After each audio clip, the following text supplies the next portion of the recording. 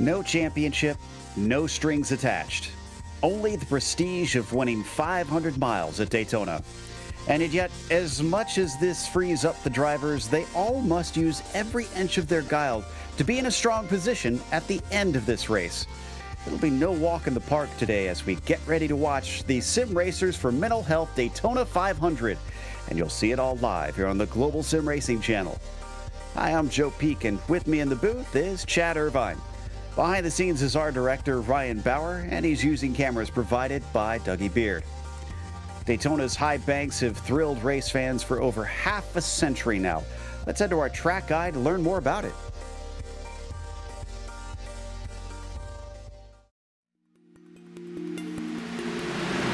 Welcome to Daytona International Speedway. This track began life after Bill France Sr. realized the Daytona Beach road course had outgrown itself. With ambitious plans and the blessing of the city officials, he built what would become the very first super speedway in NASCAR history. At 2.5 miles and with 31 degrees of banking, stock cars easily reach speeds of around 200 miles per hour. Pretty much every car can take the course flat out. This makes for one of the most unique styles of racing motorsports has ever seen. The slipstream allows drivers to stay with one another so easily that it becomes less about the speeds each driver can reach and more about the strategy of racing in a pack. Bump drafting is a technique in which the car behind actually pushes the car in front so that both are able to reach higher speeds. And side drafting is another in which the drivers use the air off the sides of their cars to slow their opponents down. Staying out of trouble is always a difficult aspect of superspeedway racing, and it's not uncommon to see drivers intentionally move to the back of the pack to avoid the chaos. In fact, the high speeds make large wrecks so hard to avoid that the term "the big one" has become commonplace to refer to the almost inevitable multi-car pileups the circuit is known for. Also, entering pit lane is its own skill, which requires practice in order to slow the car up as quickly and safely as possible. Keeping the car clean and in contention is the main goal for much of the event. Then the final few laps, it's a race to the line, with any alliances usually dissolving and the driver's urge to win taking over. With it being home to one of the world's most famous races, the Daytona 500, fans from around the globe flock to this landmark circuit. Just like the cars on it, the Daytona International Speedway shows no signs of slowing down.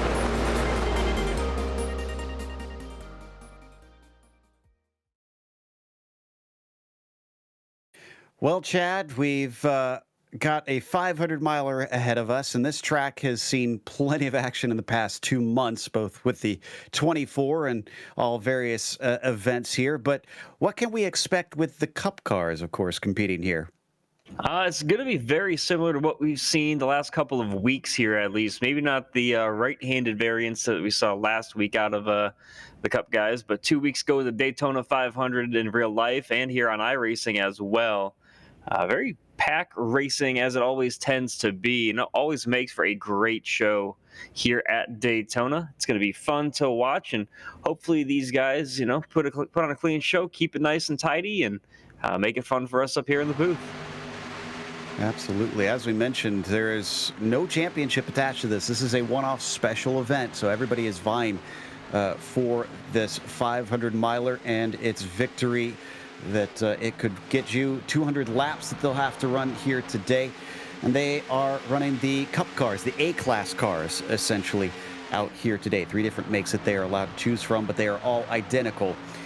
Fixed setups, and there is 100% fuel, so pretty much exactly what you'd see in real life, except for the fact that they've all got the same thing on the car, and that will mean it'll be a lot harder to try and find an edge out there.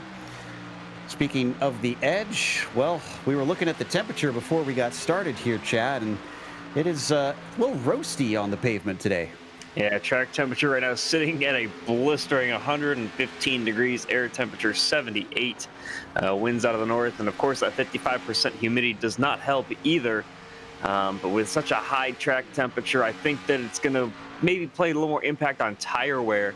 I don't expect anybody to have to take 2 tires at any point during this race. Typically when you come in here at Daytona, you're stopped long enough that you're going to want to take 4 tires. From talking to some of the guys that drive in the Coke series, they said, if you take less than 10.2 gallons, that's the number they gave me, 10.2 gallons, that's when you any less than that, you only need to take 2 tires. Otherwise, you're going to be losing time sitting on pit road. All right. Drivers shouldn't be sitting on pit road much longer because the qualifying session is starting. Now, this is a sort of whose line is it anyway situation because, I mean, we both know that the qualifying isn't as important in a super speedway. No, not at all. There's so much jockeying for position through the entire race that maybe you want to be out front just so you can avoid the wreck. We saw that in last weekend's majors race where Christian Challenger kind of started up front, and he was talking about over his commentary that he wanted to drop to the back and just kind of get some action in. But right away off the start, there was a caution there, and it sent him all the way to the back. And then, yeah, we're hoping to see the same here for some of these guys. They want to qualify up front, keep themselves out of trouble, because 500 miles is 200 laps, and that's a long way to go here at Daytona. Absolutely. Everybody picking up speed here as they try to get the cars warmed up. You can see them running that high line to try and get more momentum on their side. Not a lot of time, though. They certainly couldn't dilly-dally to get these 2 laps in because they've only been given 5 minutes to qualify here today. We're watching Presley Sora in the 99 currently, and he's going to be our first one around the track. Yeah, in pre-race practice, 45 seconds or so, 45-ish is what they were turning with a draft. Going to be interesting to see what times they can put up by themselves. You really want to get as close to that wall as you can, get as much momentum running that outside line, and then the second lap around, you're going to see them drop all the way down on the yellow line. Get as close to it as you can while keeping the steering smooth and keeping it pointed in the right direction above the apron. Certainly one of those unique counterintuitive facets of super speedway qualifying. Sora puts a marker down at about a 48.5. So let's see what everybody else has got after that. Still waiting for a number of drivers to put one down. I see the 032 coming across. I think he's going to be next, and that's going to be William Duvall the second. Let's see, 48.919. Not going to be any quicker than Sora, but again, we're looking for the second laps to be the best one for most of our competitors. This is 48, the Texas driver taking the number 10 around. Looks like a 48.479. That's going to be quicker than Sora. And then Sora takes it right back. Yeah, 47.889 for Sora. Was right up there at P1. Only one driver off to a slower start here in qualifying. That's Hunter in the 23 car. Very late getting out of his pit stall. It's going to be interesting to see if he has time to get both laps in because he waits about halfway through this session to get rolling off pit road. This is him you're seeing on the screen now, still on his outlap in that 23 Pepto machine. I wonder if some of this is due to the temperatures, because I just checked and they've gone down a couple degrees, 113 Fahrenheit now. So maybe just kind of trying to see if they can get a little bit of an edge with a cooler track, some better speed. Hunter Gagon looks like he's just starting that first flyer now, as that one did not count. Still Presley Sora, our quickest 48, not able to go quicker, but still on the front row with a 47.9. Yeah, this is still the outlap for Hunter. So, sorry, this is his first time lap. He did not take his first lap around the top like a couple of the other faster drivers have done. So it's going to be interesting to see what he can put up here his first time around as he goes through turns 3 and 4. And he's not going to have enough time, I think, to get around. It's going to be awful tight. Again, we're looking at laps of about 48 to 49 seconds. Yeah, I think he's going to just run out of time next time through, which means 6 is the highest he'll see here with his first lap done. There's a whole lot of drivers that are not qualifying here because we see most of them still sitting in pit lane. So I don't know, Chad, if this is their attempt to start from the back, but not everybody can start from the back. Yeah, this one might be a decision that bites a couple of guys in the back bumper, just because when so many guys want to start in the back, you're kind of forcing everybody else's hand around you, and you kind of just play by the luck of the draw to see who starts actually at the back of the pack. believe it'll be gridded by iRating from there. So if you've got a high number next to your name, then you're going to be starting much higher up. And indeed, as I predicted, Hunter was not able to finish his qualifying. So let's go through our starting order. It's going to be quite mixed up here today. Presley Sora starts on the pole with Jason Fortier starting in second. Then it's Leandro Stignato in third, followed by William Duvall the second and fourth. John Silva starts fifth, followed by Hunter Gagon in sixth and Bill Kruska in seventh. Miguel Andro Cardozo starts eighth, followed by Joe McAddery. And then Gregory Emiliano Dorso rounds out your top 10. In 11th, Octavio Rondoletto. Philip Resch in 12th. Then Bruce Boyer, Scott Rickard, Fabio Diaz, and Stefano Casalbetta. Nino Flores, Braxton DeWeese, and Richard Thomas there as well, followed by Brett Wheeler wrapping up 20th spot.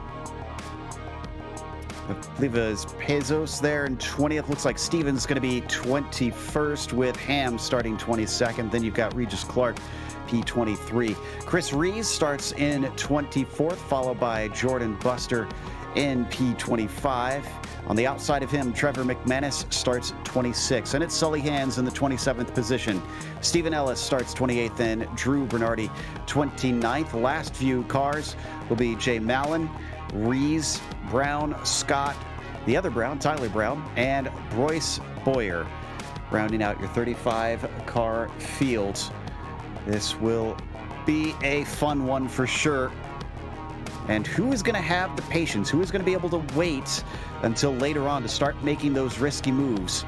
And what kind of strategy will we see most of them employ? Now, we've talked a lot about that dropping to the back, Chad. The one thing they do need to worry about, I suppose, is what if they lose the lead group?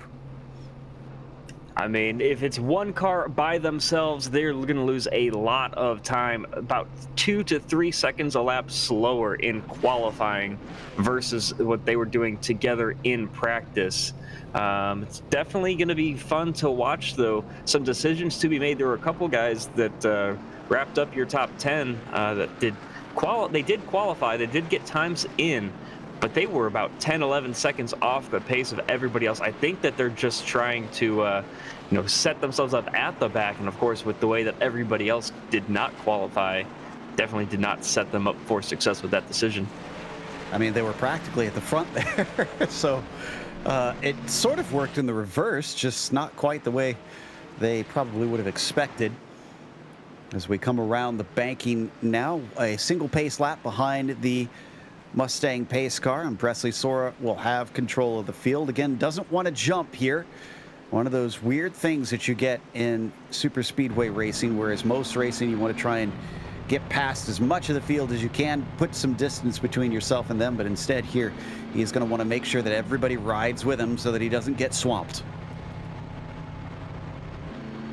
Yeah, just cars, you see them trying to form up here on their formation lap, and of course you want to try to keep the gap as tight as you can to the car in front of you, but you can't get too good of a jump, because if you get the bumper of the car in front just wrong, it could screw up your day, their day, and everybody else around you's day. The temperatures still continue to drop here as we're down to 110 Fahrenheit as we get ready to take the green flag for the Sim Racers for Mental Health Daytona 500. Mustang pace car waiting to duck off. There he goes. Sora has control.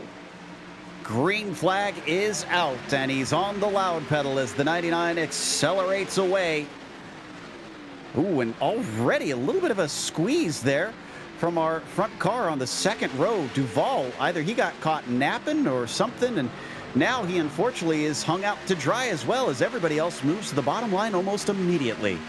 Yeah, some dicey moves with cars that were started out on the top leg trying to get down to the bottom. You see them kind of zigging and zagging as they come off of turn number 2.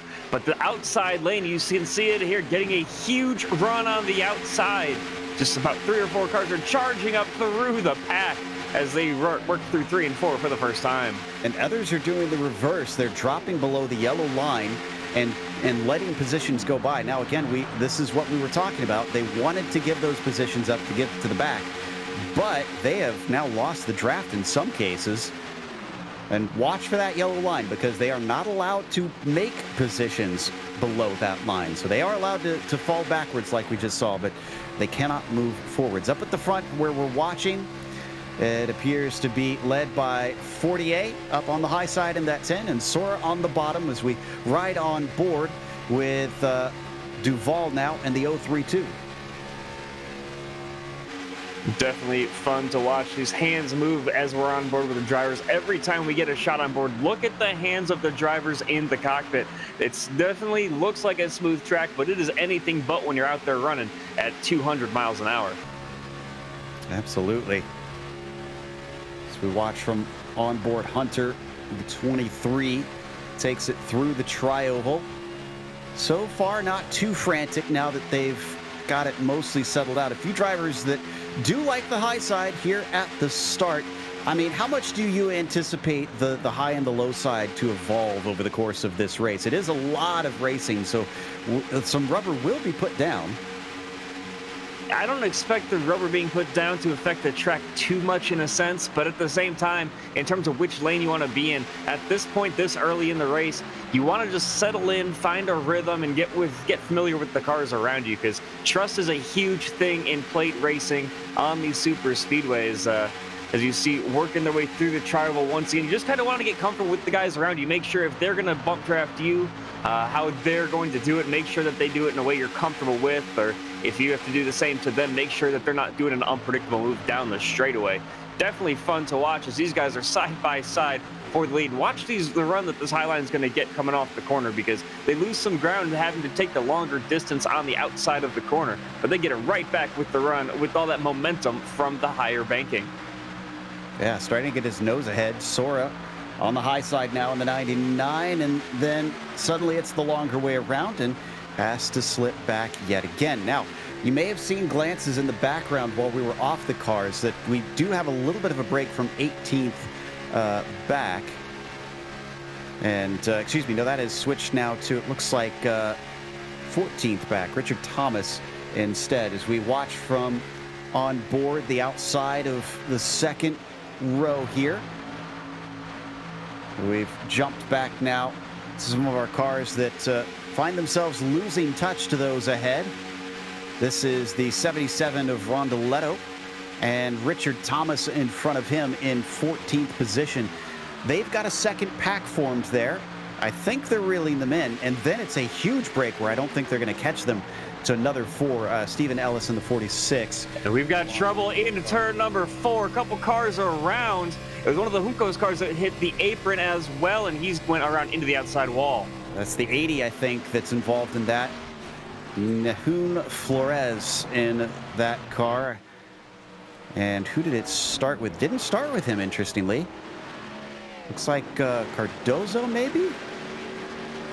It started, I believe, with Duval getting on the apron, tried to come back up. He got rear-ended, and that just set off a chain reaction behind him. So let's see if we can't get a look here at the 032, possibly.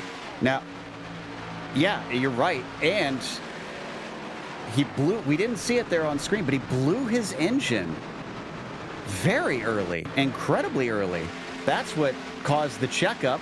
Wow, what a catch there from the 23. Hunter having to save it as he dips onto the apron.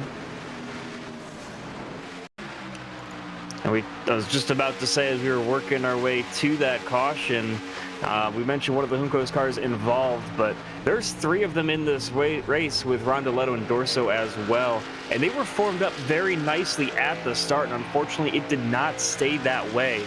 If the 2 that remain in this race can get themselves formed up, definitely going to be interesting to see what they can do working together as obvious teammates with their paint jobs on these cars.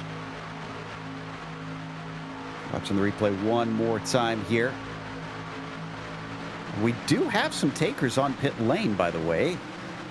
As we see it from far away here, just getting a sense of, just a chain reaction behind them, unfortunately. A few innocent drivers being caught up in that.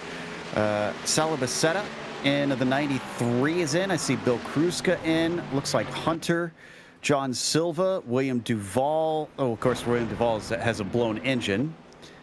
Oh, and Stefano in the 93 just decides to blow on through? No, he stopped in his stall. It was only 5 seconds, though. Must have just been topping off fuel. Yeah, you've only got 6 or 7 laps on your tires. It doesn't make much sense to take them if you're stopped for that little amount of time for fuel. So I think the splash and go is going to be what we see a lot of drivers doing here. As 77 stops just short of his pit stall, but once he gets it in there, he's going to take fuel only and get things back rolling. Guys in the back of the field, this does make sense. Fuel window should be about 35 to 40 laps from talking to some of the expert drivers in these cars, and definitely have to see how that's going to play out, because it's got a long race ahead of us. They're already working lap 7. Indeed. And our first caution coming early in the day. Now, a number of drivers are having to take long pit stops for repairs, and they do not have a spare car. It's just this lone machine that they have to run these full 500 laps. So I suspect getting those repairs, trying to bang out as much of the aerodynamic damage as possible, is going to be crucial. Yeah, aerodynamics are huge. These large tracks where the draft is so important. As we see guys kind of just trying to work their way up. And we're getting word we may need to be concerned about keeping temps down. A car blowing up that fast, that's very surprising to me, especially just running in traffic like this. Yeah, and we were talking about the heat on the track. That's just the track surface. It's actually 78 degrees Fahrenheit on the air temperature, which helps cool those engines. So I'm quite shocked to see a driver suddenly see the car expire on him that fast. But everybody else now has got the warning, so hopefully everybody else heeds what, unfortunately for Duval, was a warning shot, I guess you could say. Yeah, you'll see guys kind of trying to peek their nose out at times and maybe not get completely to the outside of the car in front of them. That's just to get that air to their nose. They're not trying to advance their position. They're just trying to hold their way in line. But, man, it's definitely going to be interesting how this plays out through the rest of the race. All right, looks like we are double file now. So we should go racing this next time by. What kind of restart will this look like? Especially after we saw most of them try to duck down to the bottom line quite quickly last time. And they're spreading out behind our front 2 rows a whole bunch. I hope they get that packed up a little bit. Yeah, look at that huge gap they've got in there. Especially further back, there are a lot of guys still working their way off of pit road right now. Everybody came for a last-minute splash and go, and I don't think that that's going to play out to their advantage, because as the pace car enters through, you've got guys that are still working their way down the backstretch. Here they come now.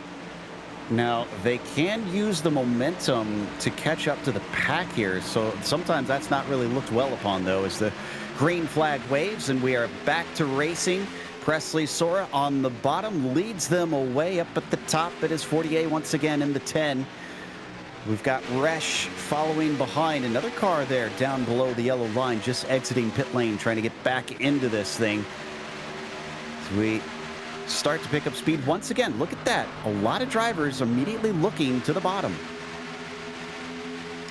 Yeah, we saw one blown engine already. I think that they just want to sort things out and bide their time here, because it's going to be a long day of attrition if you keep paying too much attention to other cars around you, not focus on protecting yourself. Now, I've raced in some of the previous versions of the Gen 6, but I haven't used this new digital dash a whole lot. What kind of warnings do they get on those temperatures getting too hot? Yeah, on the dash, the biggest one is going to be the oil temperature gauge. It's just a number, and it's going to flash a bright red at the top right, just behind where you see the steering wheel there. The top right, that yellow 0 that you see just above the wheel, that is going to turn a bright red for the drivers when the temperature gets hot. If you see it there at the top right. And it's going to blink. It's going to be very obvious when you get to a certain temperature. And once that goes, you need to figure it out quick, or else you're in big trouble. So everybody's got to watch both behind the wheel and, of course, ahead of the dash. So we watch them continue to cycle around because of that big split with drivers pitting. It goes back to Silva in 13th, and then you get a break to behind Jamelin in the 65. Otherwise, it's quite calm currently. Looks like Resch is going to take a brief run up at the front as we hop on board to the back of this group. Someone ducking out of the way. I think that's the 4. Indeed, that's Pazos there that's going to try and get out of line, get some fresh air on him. Yeah, and you'll see some of these guys as the run goes on try to kind of stagger their lines just a little bit, kind of alternating between, you know, being right on the yellow line, maybe the car behind them just above it, just so we can get that clean air to their noses and kind of get things rolling, get the air, and get everything nice and cool. So we watch from Pazos' perspective.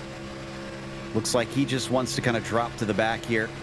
He knows as long as he's got this front group, he's pretty safe. And he now heads to the bottom line just behind John Silva.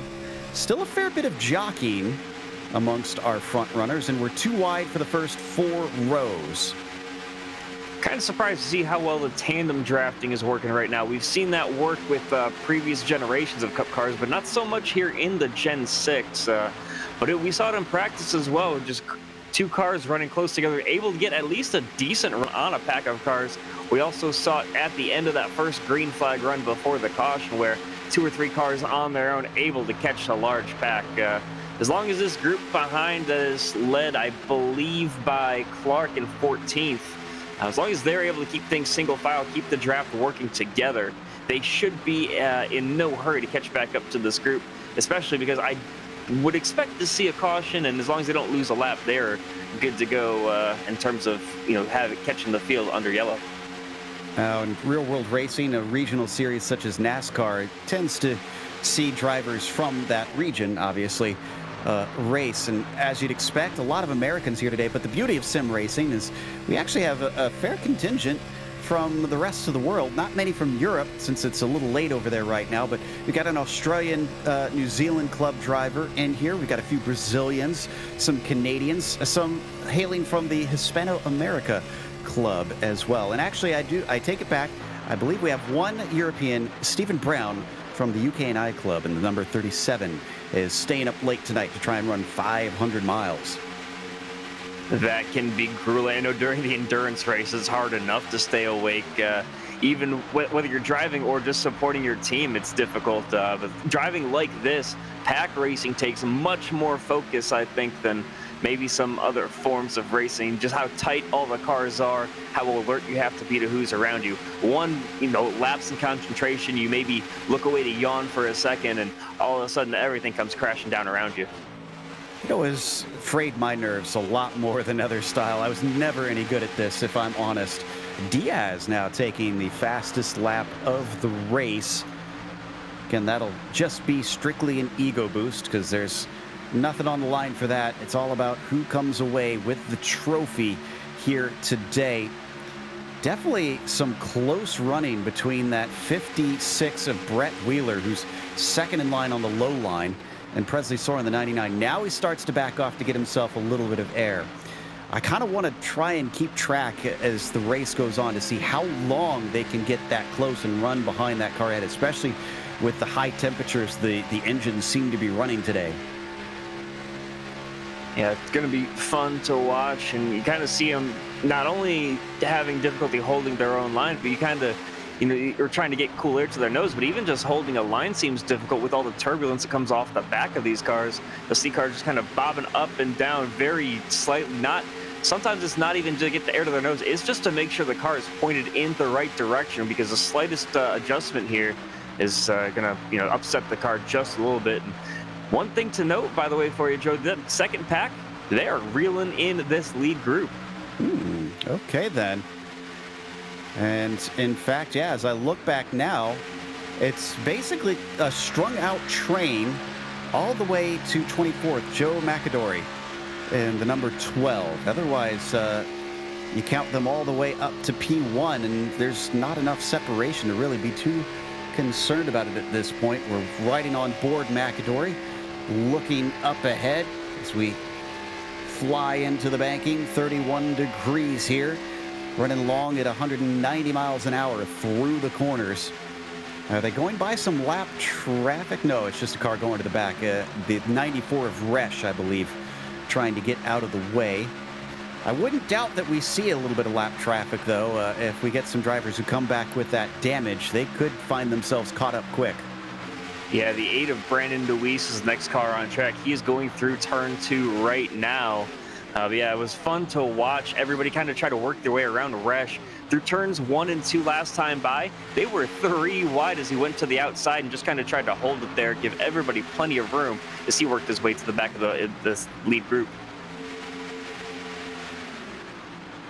So lap 18 at this point, a slightly longer run than what we saw on the first one. 56 really not afraid to push hard on Sora.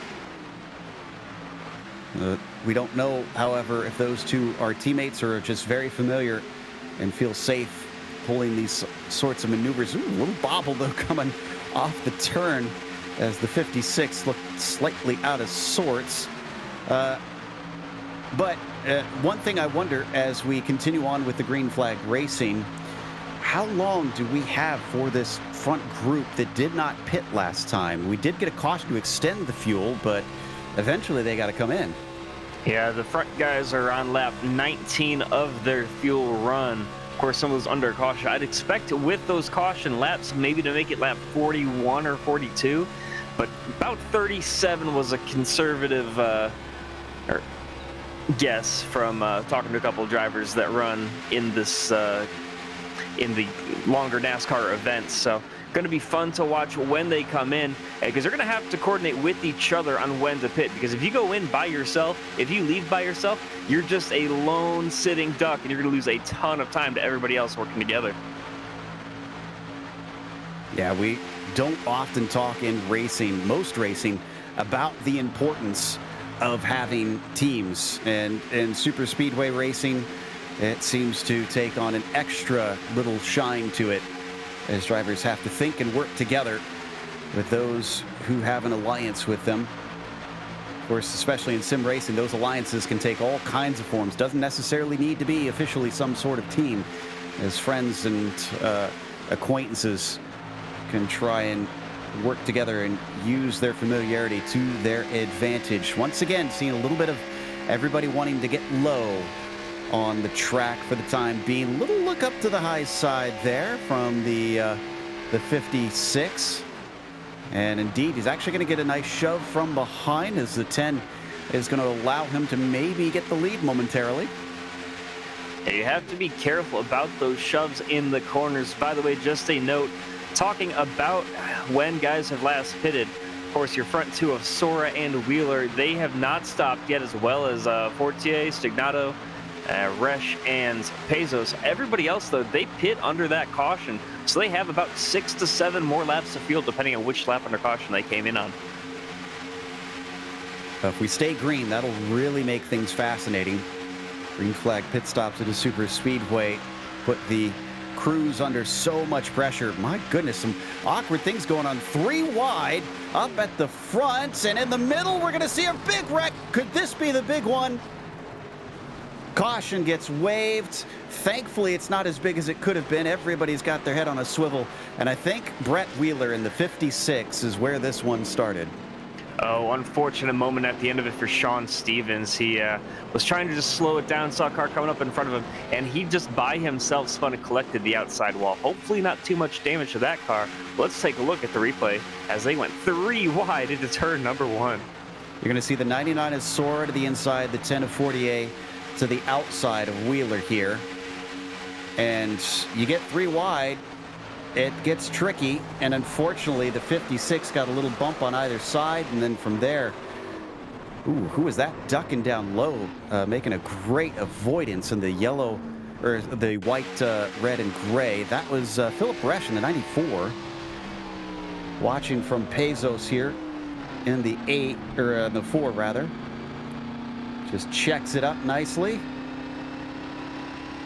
Yeah, and that's kind of why you like to see guys, or you'll see guys constantly kind of dropping themselves to the back. If there is a wreck in front of them, Pezos had plenty of time to slow down.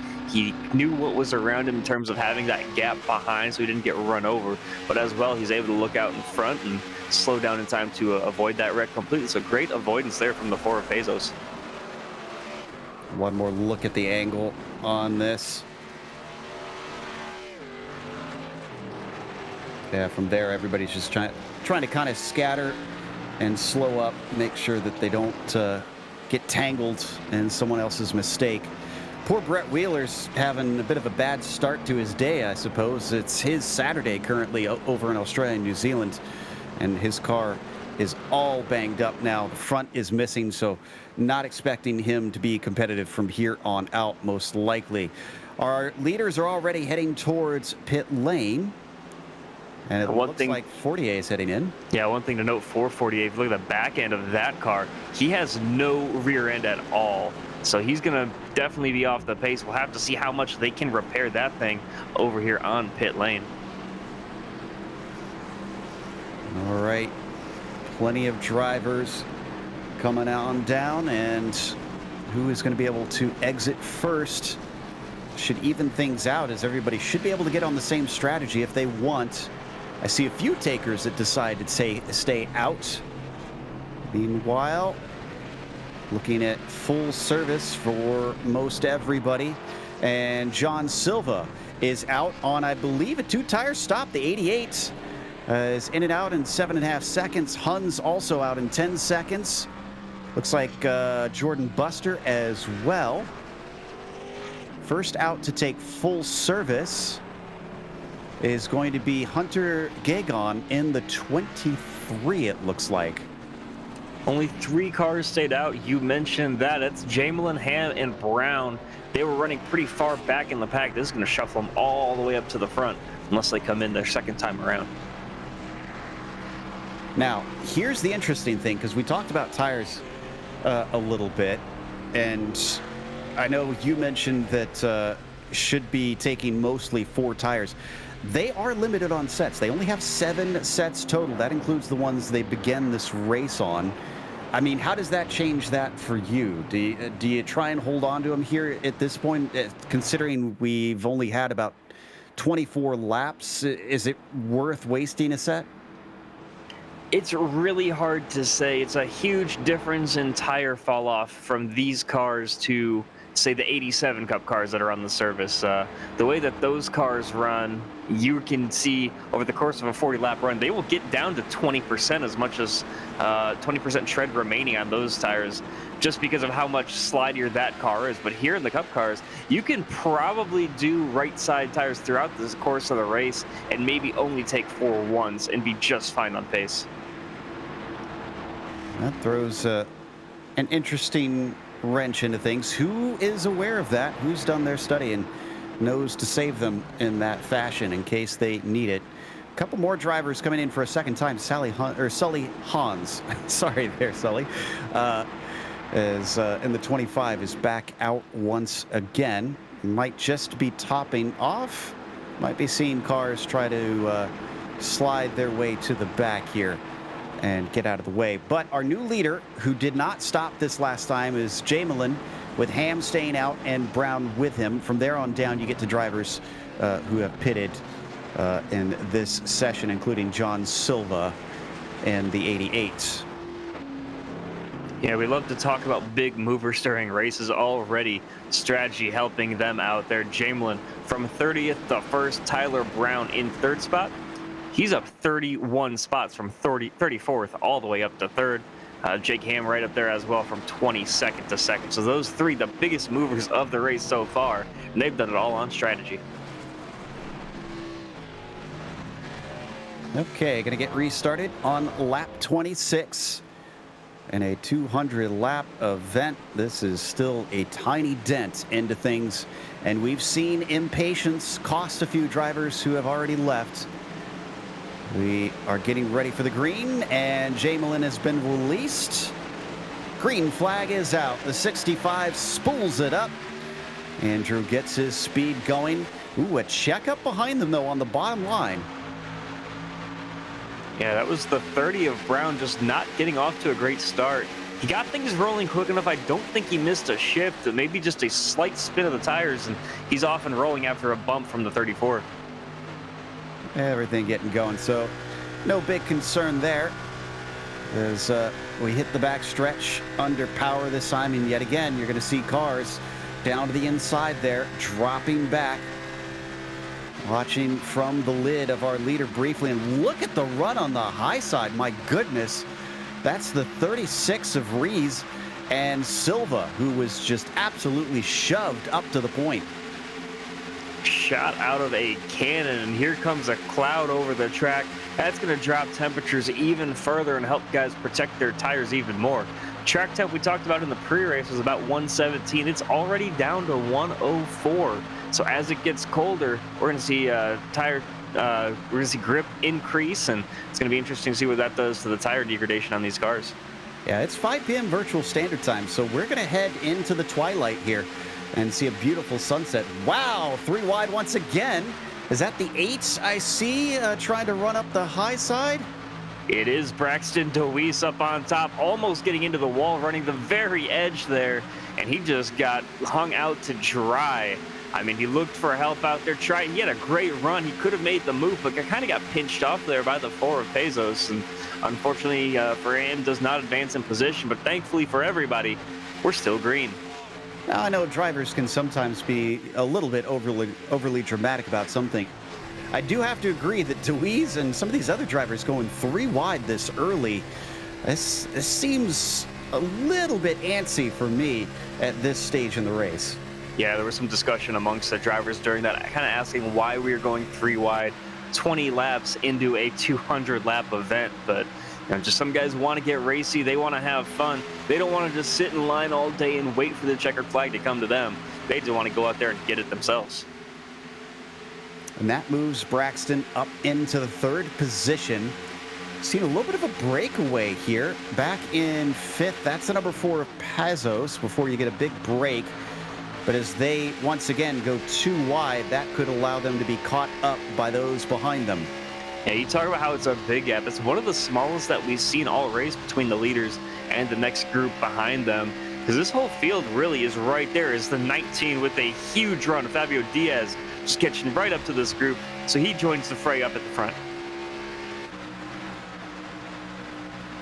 And right now the gap is between 8th and 9th, Ham and Jamelin. We're watching that front group there, swinging it around 3 and 4 and onto the tri-oval portion yet again. Up on the high side, that is Resch. In the 94, you see the red and white car with no help, but also not dropping back currently. He's losing a little bit. He'll get passed by the 88 here and probably just drop down in behind 4th line. No, Pezos doesn't let him in. But the 8 car, we were just talking about how he got hung out to dry on the outside trying to make it 3 wide. Somehow he's up in the lead. Clearly he likes to be up at the front. Almost got a 3-car tandem. Yes, indeed. Silva in the 88 almost giving a shove to Rees, who's already pushing the 8 down the backstretch. Now, the drivers that I mentioned earlier that we've lost in this race include Duval, who we mentioned, William Kruzka, Presley Sora, Bruce Boyer, and Brett Wheeler. Otherwise, we've got 30 drivers on the track and still running. By the way, they're talking about the guys that did not come into pit under that last caution. Of those 3, Jamelin is the highest runner. He's 8th and already a second behind the other 2. They're even farther back. Both Ham and Brown now 13th and 14th, almost 3 seconds behind the leaders. Yeah, I'm surprised to see them suffer this much unless it's a case of they wanted to be back there. But regardless, there's still plenty of time to learn from this. I mean, I guess if you're going to experiment with your strategy, now's the time to do it. And this is one way to figure out how you can handle traffic. Of course, it is a fixed setup race, so everybody is running the same chassis, but your car is going to handle the exact same, but based on personal preference, it's going to be fun to watch and how drivers can work their way around everybody else. As especially here early in the race, we try to have to figure out what you have in the bag as we approach quarter of the way run. Only 32 of 200 laps completed so far. You still see this top group, this top line pushing along. They've gotten pretty much single file, as the first side-by-side racing we've got is between McAdory and McManus. This is for much farther back. There you can see them now as they're approaching the four of Pezos, and there's another three-wide situation as McManus splits the middle, gets himself into 8th. Is he going to duck down? He's right behind Jamelin. He could take that spot if he wanted to. Looks like he does not. In fact, he wants to try and continue to pull this slipstream. Maybe do a little bit of side drafting as well. Ahead of him, another driver sees this going on and thinks he likes the look of that. That's Resch in front of them in the 94, pushing up to the high side. Is he going to have a friend? Yep, he's got another friend. Okay, so we had a brief moment, maybe a lap and a half of single file, and then it switches right back to 2 lanes. Yeah, kind of just a brief explanation of what side drafting is. Of course, when you're riding behind somebody, they're pulling your car along. You don't have to run as hard at full throttle to kind of keep yourself in their momentum because they're braking that air for you. With the side draft, what it is, with the air coming off the sides of these cars, you're literally able to suck your car just a little bit further ahead just on the rear tires of them. So once you get about door to door with them, you kind of see drivers pulling up and away, giving themselves a little bit of distance, because once you're the leader of those two that are side drafting, that's when they start side drafting you and you lose all that advantage that you just got from them. Ooh, we saw a big bobble there from the 36 of Rees coming off of turn 4. Thankfully, it didn't come to disaster, but surprised to see some drivers struggling. I know it's hot temperatures, but again, don't really need to be doing anything too crazy right now. Rees is still going to hook up with the 8 of DeWeese. And going to give him a little bit of a shove once again. On the high side, we see a similar situation between Diaz and Resch. They gain a little bit on the back stretch, and then they separate and slow down coming around 3 and 4. Once again, look at how wobbly the 36 is of Rees. Just doesn't seem to like the exit of that last corner. Oh, and there he goes. Somehow he's able to save him. He's going to lose a ton of positions here, dropping to the back of this lead pack, and even more so as he's not up to speed with the rest of the field around him. Great catch from Nicholas Rees. Let's watch this one. Is this another case of touching the apron? Yeah, here's where he starts to get a little bit loose there. Doesn't look as dramatic from on board, frankly.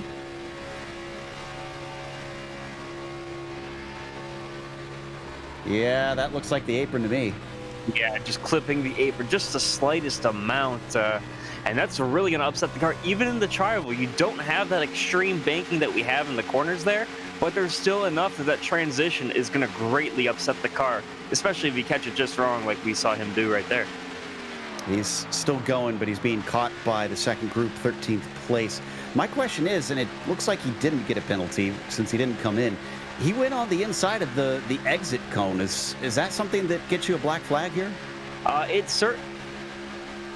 Actually have one assessed to him by the iRacing automatic steward, but race control did clear it as it was seen as avoiding causing an incident. So excellent. Fortunate enough for him. That's the advantage of having a live admin in the server, able to clear the penalties that are assigned that maybe wouldn't be otherwise, handed out. We see that especially in races like this, where say there's a wreck coming into the tri-oval, you'll see guys duck down pit road and they'll get a black flag for speeding, for example.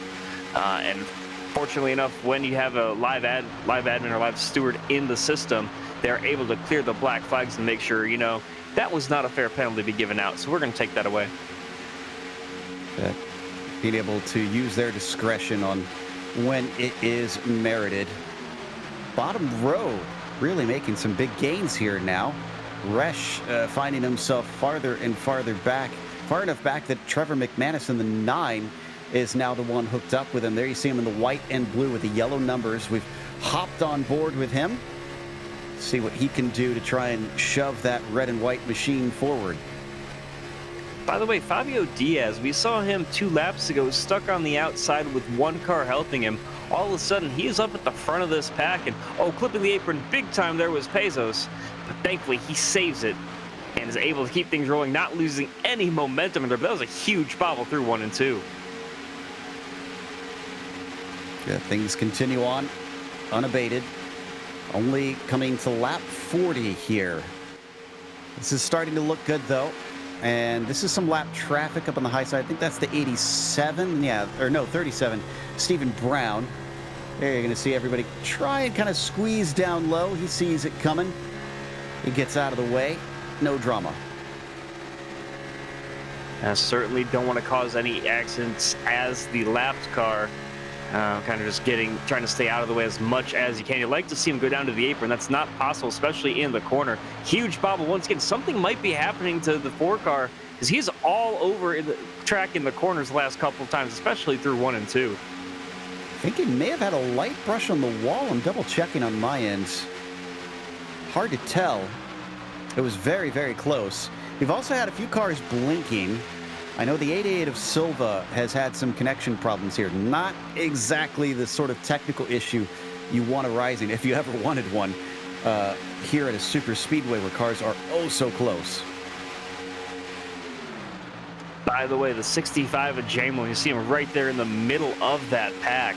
He's running lap 35 on his current fuel stint.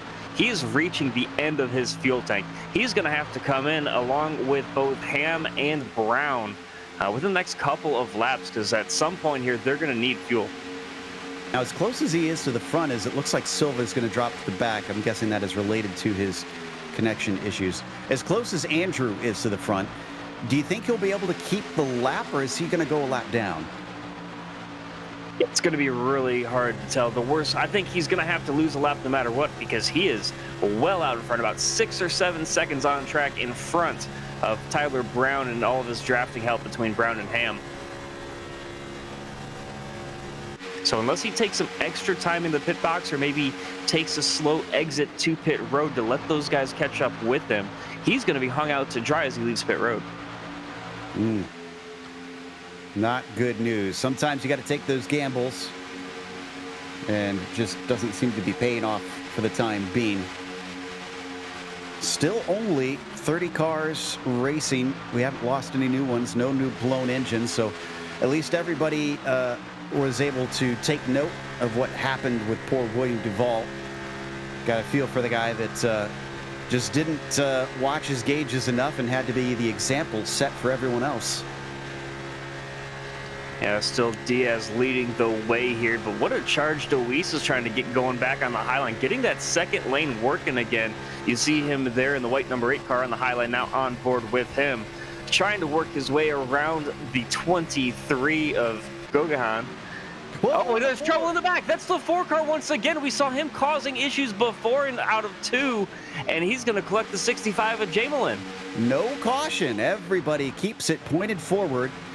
Indeed, he caught a little bit of Jamelin in that. In fact, I think it was netcode we're going to see on the replay here. But then Jamelin slaps the wall hard, so. And that was just the 4 car getting into the wall once again. We've seen him running that high line, just being very dangerous with it. Yeah, there definitely was some connection issues between the two of them because I didn't see any contact. But wow, I mean, the 4 car of Pace has just absolutely slapped the wall coming out of 2, and he's been very squirrely the last couple times through there, but we're still green flag. Now, the 2 that you saw squeaking by, that was McAdory and Brown, Stephen Brown. Those 2 making a lucky escape. Looks like Pezos has come into pit lane since then. I'm guessing he's not just taking regular service here. This has got to be for some repairs after hard contact. And somehow Jamelin decides to stay out. He is still running through turns 3 through turns 3 and 4 right now. Down the backstretch actually. He might decide to come in next time, but not only because he needs to get the damage fixed, but he also needs to for fuel any moment now because with the extra downforce on the front end of that car, I think he's going to end up burning too much fuel. And horrible news for Stephen Brown. He came into pit and he missed his pit stall. Lost a ton of time. Looks like Jamelin is in, so is Tyler Scott in the 22 as we watch our leaders on screen right now. The 23 of Hunter, who's done a great job of avoiding a few incidents today, already vying for the lead. In fact, he's going to get to the high side. He knows that Braxton in the 8 has been quick today and knows exactly who to hook up with. It's going to serve him well. He immediately hits the front and then he ditches him as soon as he can. Yeah, plenty of takers down pit road, surprisingly, right now. For only 2 cars being involved in that incident. Looks like a couple more, though, decided to come in as well. Tyler Scott down pit road, a bunch of others to go along with it. But guys that are on track right now, especially up front, they're running lap number 23 on this stint, and definitely fun to watch. They're battling out side by side, very close there from the front, too. Indeed. A lot of chatter happening between the drivers as well. One thing that you don't have in real life between them. Communication is somewhat necessary, but this bunch has certainly been doing a lot of communication. Oh, trouble right here. Uh-oh, checking everything up behind him. Are they able to save it? They are. Wow, what a fantastic save from Diaz. Fabio, oh my goodness, the 19. I don't know how he held on to that. Let's take one more look at it. And I was actually going to mention last time around, Flores through the trioval got the apron, and he almost had a copycat of what happened to, was it Rees a couple of laps ago. He almost copied him trying to take evasive maneuvers. He kept his car straight, but Diaz then barely able to do the same, checking up the entire pack of lead cars. Looks like we're going to get Cala Sabetta pitting in soon. Stefano from Brazil. Yeah, he's all by his lonesome. A lot of drivers, unfortunately, not having friends here, like you were pointing out earlier, is so crucial in green flag stops.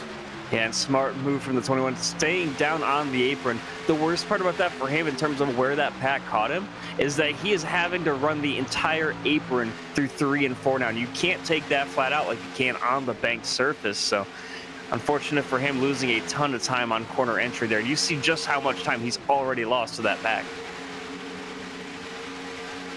They start to pick up pace yet again, sending their weight down into turns 1 and 2. Man, that Fabio's car has looked a little out of sorts. The 19 just wobbling around. If he does that again, he might not get nearly as lucky, but he's going to hook up with the 23, see if he can get some pace down the backstretch. Yeah, and we've seen something similar from Pezos 2 or 3 laps in a row before his incident a couple of laps ago. You know, he was bobbling up and down, but his was in the high line. Now it's going to be on the low side for Diaz. We're going to have to see if he can't get his issues figured out. And they're having to deal with 3 wide there with a lapped car, but able to keep things nice and organized. I do have to note, by the way, as we cycle through some green flag pit stops, when the leaders come in and they come in a big group, that is where carnage can happen. It might be unexpected because you think everybody's slowing down. You know, there's no danger there. But when everybody has a different braking point to get to pit road in a safe manner, it can cause chaos. It can cause trouble for everybody involved. And it can definitely bring out yellows, as we've seen time and time again, because you have to be aggressive to not lose too much time. But at the same time, you cannot lose too much time from the cars around you. But you also don't want to get a penalty for speeding on pit road.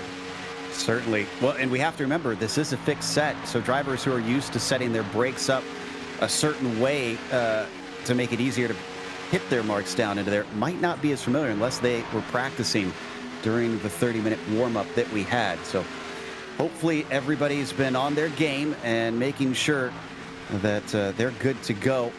Still this top group of effectively 8 cars running in a pack and have been for much of this stint. They might be joined by Stephen Brown, who's a lap down.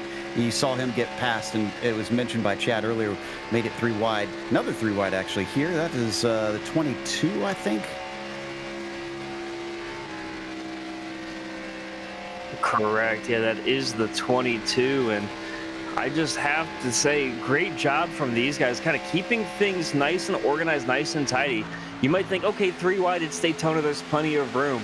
But this isn't like Talladega where you have plenty of room to even make it 4 wide. 3 wide at times in these cars, with as ill as they might handle sometimes. We've seen some handling issues from the guys trying to hold the bottom.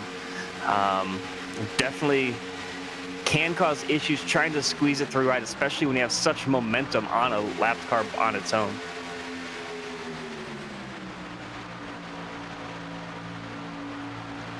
Well, up to the high side this time for Fabio. 19, hopefully a little bit better spot since he doesn't seem to like that bottom line. Keeps clipping the apron here and there.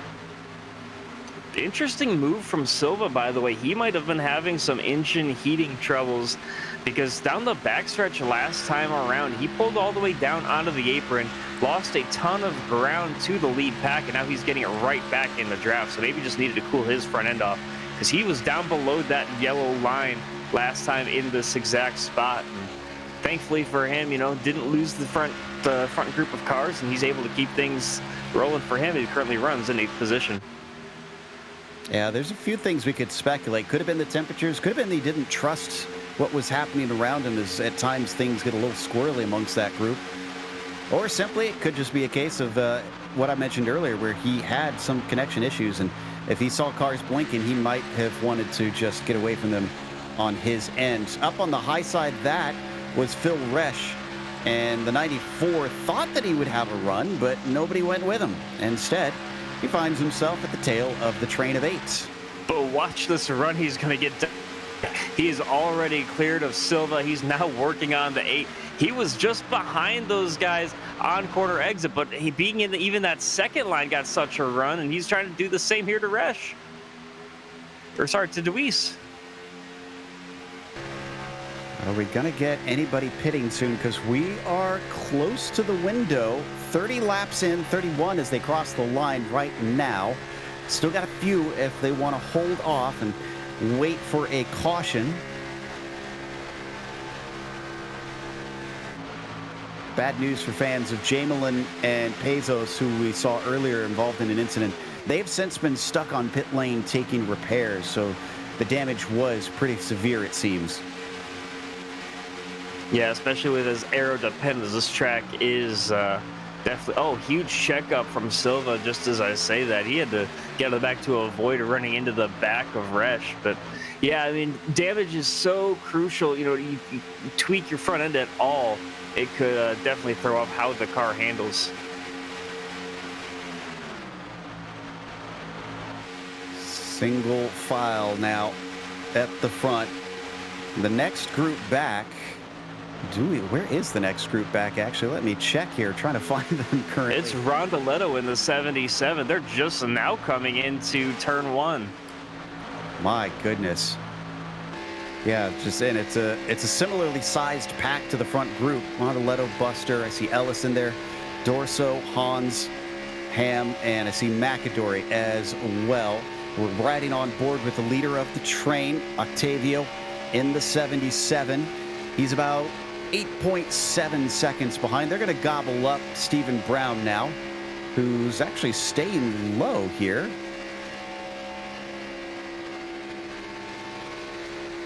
Yeah, so there's basically 3 trains of cars for that are on the lead lap, at least. You've got those leaders, the front, I would probably say 8 cars.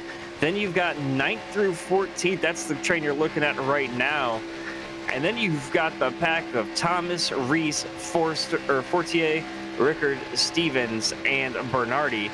And those guys wrap up positions 15th through 20th, and they are 27 seconds off the lead.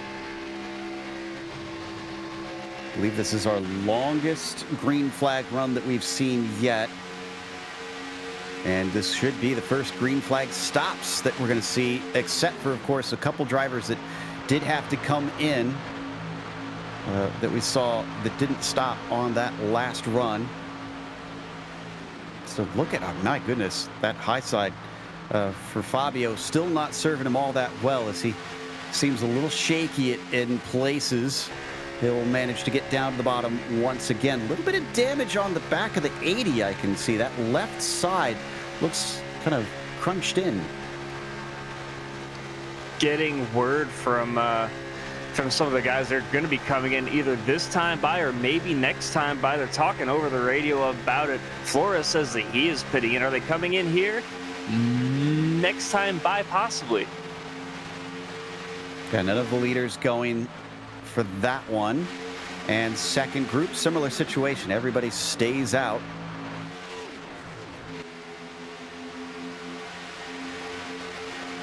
There's been quite a bit of coordination, it seems, attempted between a number of drivers. They've been chattering away about when they want to be in. Of course, we were talking about how important that is, making sure that they've got someone in, but it almost seems like they're trying to get everybody in the group to go. Yeah, Gohagan in second place right now said he was coming, and then everybody else chimed in saying that they wanted to come as well. Looks like they're going to stay out for one more lap. But I know McManus said he was going to come with them. Flores as well. So at least those front three all indicating that they are all going to pit together. Hopefully more drivers in that chain going to join the party. This is going to be lap 37 soon on their fuel stint. So yeah, that's pretty far into a green flag run. So I do suspect that they might be getting to the fumes in those fuel tanks. Yep, Resch said that he is coming in this time. Hans as well in that second group. Basically everybody in every pack is starting to come in this time. Everybody on the lead lap at least has last pitted 37 laps ago. And it's split in half with the leaders. The 23 starting to lose it. Oh, what a great save. What a fantastic save there from the 23. What was Flores' speed down into the lane, though? My goodness, he flew by him. He may have got it down in time, but I'm going to keep an eye on the 80 just in case he gets a speeding penalty for entering too fast. We're going to watch from Hunter's perspective. You were talking about watching the hands. Here we go. Yeah, you see the lock up the brakes there, just catches back to the right, and turning it right on an oval is not anything you ever want to see. What a great job for him, and very long stop from Flores. I don't know if he has damage or what, but he's still sitting on pit road. Oh, he did get that penalty. Yep. He was the one I was talking about. The 80 just came in way too hot. He was about 75 at the line. Sometimes you can squeak by if you slow it down enough. As now we see McManus in the 9 take his service. The big question mark in these is going to be who will come out ahead once everybody is up to speed. You really can't tell where everyone sits until they've all gotten at least a lap around. Yeah, it's going to be fun to watch. The best news if you're Hunter Gohagan after his little moment coming into pit road is he has a great drafting partner behind with Braxton DeWeese. These two have been up front all day and doing a great job, the two of them running together, because they got away cleanly compared to the rest of the group that pitted with them. Some of the last drivers still out there pitting now, including Diaz, Stignato, as well as Silva. I do see Dorso, Rondoletto is in, McAdory. That should be the last of them, indeed.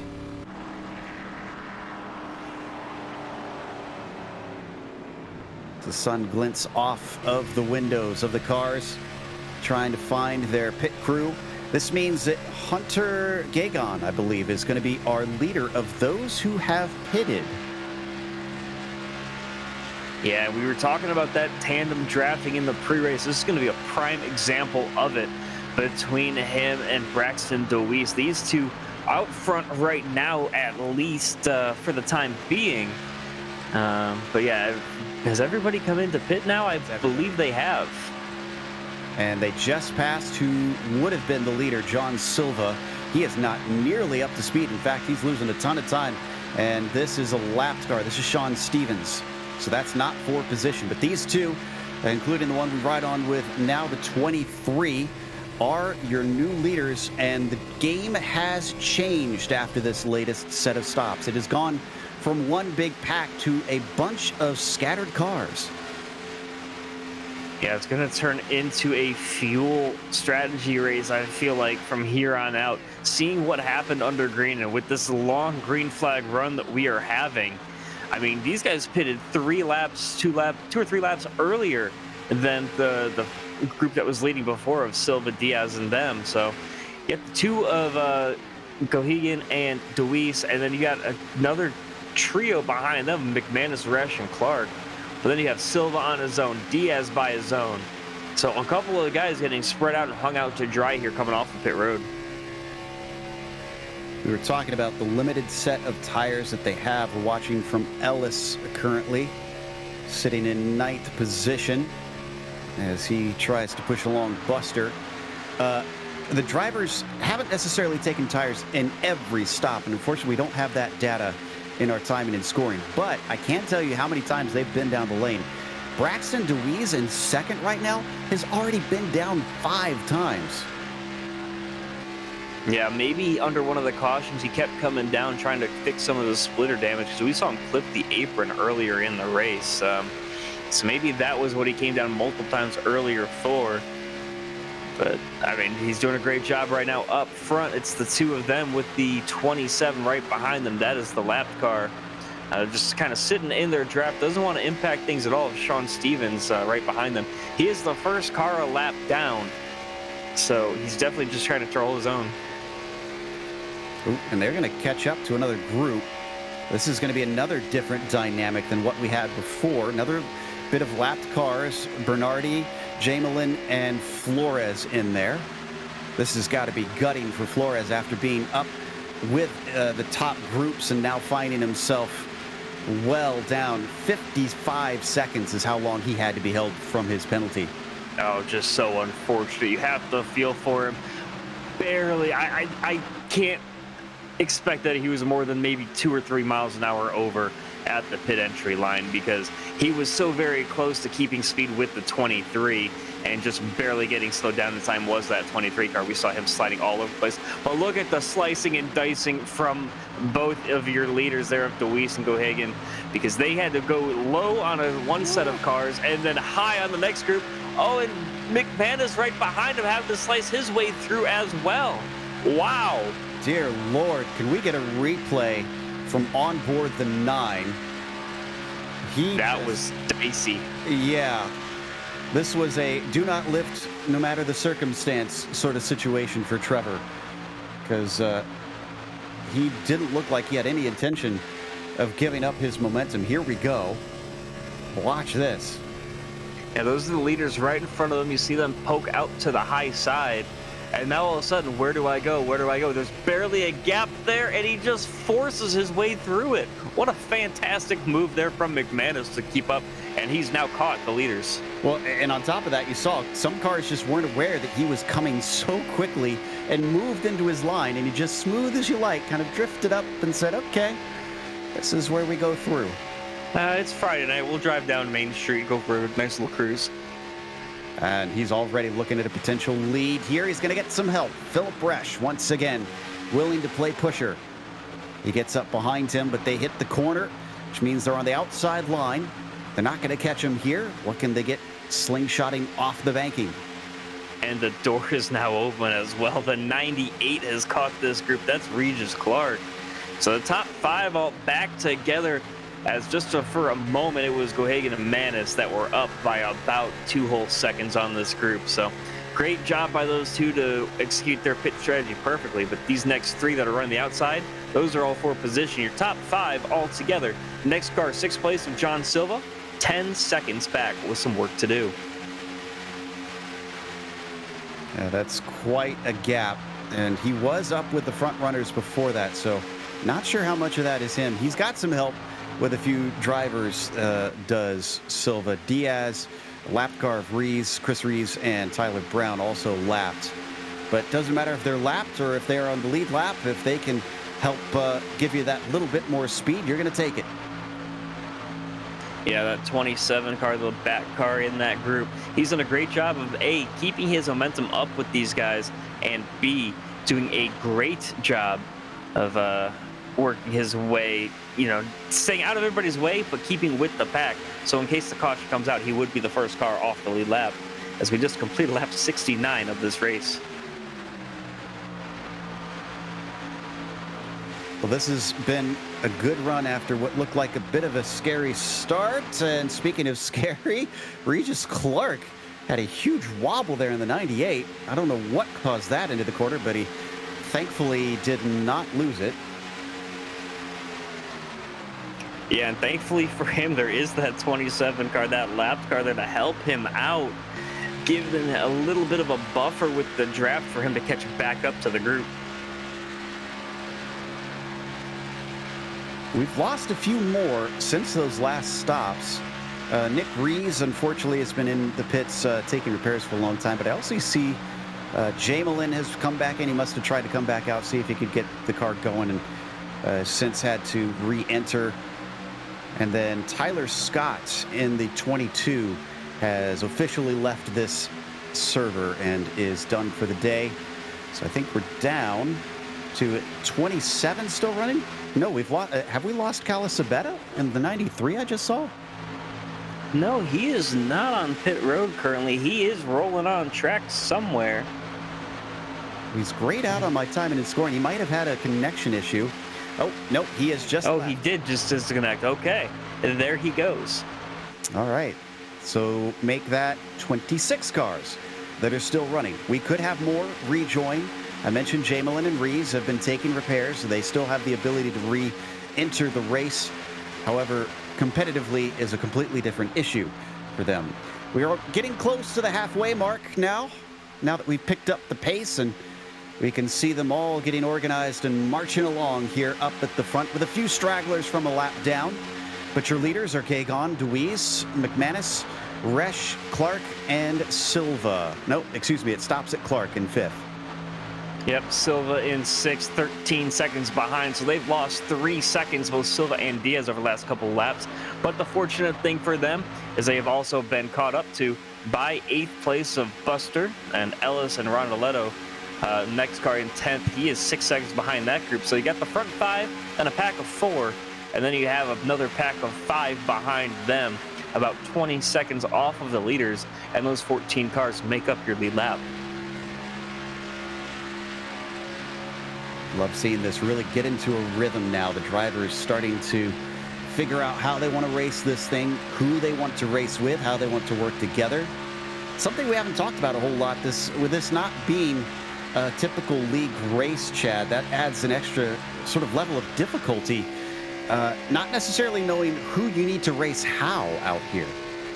Yeah, that's kind of one thing that we talked about earlier on in the show, because we talked about the Junco's cars trying to get partied up and could not do so. But these guys, just kind of still feeling each other out. We're 74 laps into this race, and I think at this point you know who you can work with, but you really have to figure out when you get pushing them hard or when you need to defend from cars around you, how that ends up working out, because at this point there's a lot of give.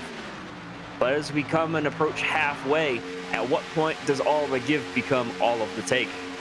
Exactly. And nobody is anybody's friend when they start racing for the checkered flag here.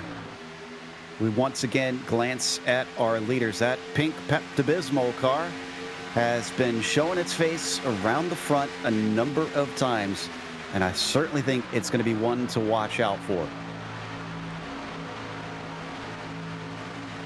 Yeah, there you see your front 2 with a slight gap back to 3rd, but that gap's going to come down quickly.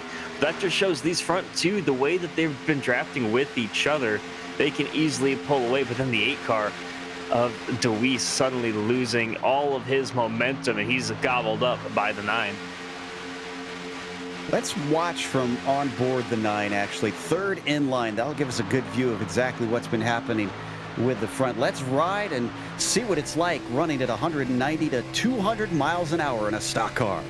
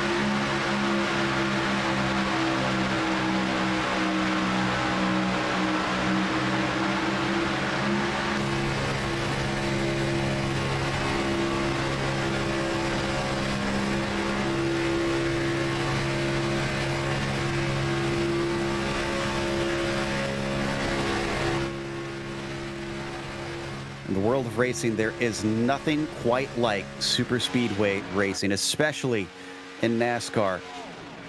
And you saw McManus there head up to the front of this group, getting ahead of the 23. Things shuffled up, and it went from single file for a while to now suddenly everybody is kind of trying to see what a double file race can do. Haven't had a caution for quite a while, knock on wood. And the front group certainly seems to have a bit of a rhythm going, but they aren't staying content with where they are. To try and get up to the front, at least if briefly. Yeah, they're doing a great job of keeping themselves organized. When you talk about momentum and how important that is, while they are jockeying for position and battling hard through those front five, they've still put on another 2 or so seconds to the next group of cars behind them. That gap now from 5th back to 6th is now up to 15 seconds. So it might actually be something more to do with what that second group is doing compared to them, because that third group of Dorso, Ham, Rondeletto, Hans, and McAdory, all of them are still about 20 seconds back. So that that second group of 6th through about 9th, they're just doing something that is killing all of their momentum, not keeping things clean, even though they seem to be running single file. I don't know if we've mentioned it yet either, that there's shockingly few drivers on the lead lap. We've only got 14 of them on the same lap as the leader right now. Sean Stevens is the first one a lap down, and he's amongst that lead group that we've been watching in the 27. And I wish I had a way to get this information, but it looked like we had probably about 27 or so before those green flag pit stops. And just the way things shuffled out when everybody stopped and when they caught the leaders, it really killed some guys' chances of having a shot at this. Yeah, I agree with you. I'm pretty sure that we had pretty much everybody except a few that had accrued damage on the lead lap. So we watch from on board our leader looking back at the nose of the Camry. Braxton DeWeese behind him in the number 8 through the tri-oval once again. Excuse me. And we are actually down to even fewer cars. We've lost a few more. We mentioned Calasabetta as the last one. Fortier in the 10 has decided to call it a day. I think that leaves us with 24 cars still running. And up to 25 if you count Adrian Pazos, who is now 16 laps down from the leader. We here on the GSRC like to call that the Dory Award. When you don't really have a shot at winning, don't really have anybody to race, but you keep swimming anyways. And we certainly love those drivers, because that to me says you are a racer and you're going to try and see that checkered flag no matter what.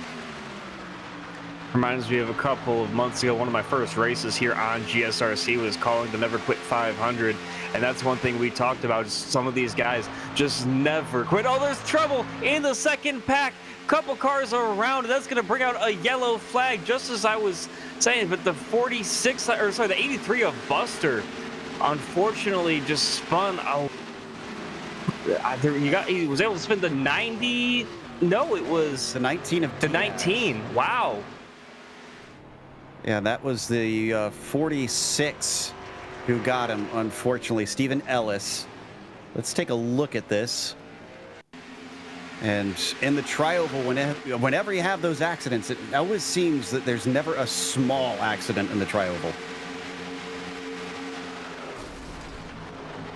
Yeah, just the way that angle coming out of the tri-oval kind of lines up. If you're on the inside line and you shoot basically the outside wall, when you hit that wall, you're going to come right back out across traffic. Meanwhile, if you're in one of the corners, all of your momentum is going to carry you to the outside and hold you up there. So definitely that's the worst place on the track to lose it, especially in front of a pack of cars. But the biggest development here is what's this going to do for tires? You're halfway through a fuel stint, 23 laps. Can you take tires here? Can you take a full set? Because, as we mentioned, you're on a limited number of tires. This is Pazos' view of the incident. Oh, wow. Wow, someone put that on the highlight reel. Oh, my goodness. I mean, that car was only in front of him for like 5 frames. Just suddenly, I don't even know if he even saw it. He could have blinked and missed the whole incident. Now, does the safer steel and foam energy reduction, are we sure that R is not for rebound? Because that car just came bouncing off that wall. Certainly not. Yeah, and that's one of the things I know a lot of iRacers are eager for, is the new damage model on these cars to help limit some of that that energy that unfortunately stays with the cars with this current damage model, to help kind of hold them to the outside like they do in real life. There's one more look at the incident. We've got green flag stops, yellow flag stops happening right now as the drivers have all headed into pit lane. In fact, I don't think anybody's staying out. Looks like pretty much everybody in the lead lap is coming in. Yeah, a couple of guys. Is the first out. Yeah, a couple of guys a lap down. Stevens, Thomas, Rickard, Flores. They all set out trying to get their lap back. We'll have to see if it can pay off for them because they were the first cars to lap down.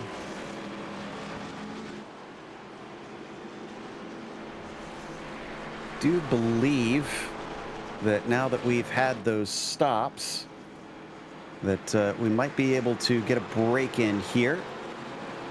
Let's check and see if we've got time for that, because DeWeese is out and catching the pace car. Looks like we do, so we're going to step away for just a brief moment here on the Global Sim Racing Channel. DeWeese, your new leader after our most recent caution. Still plenty of laps to go here at Daytona.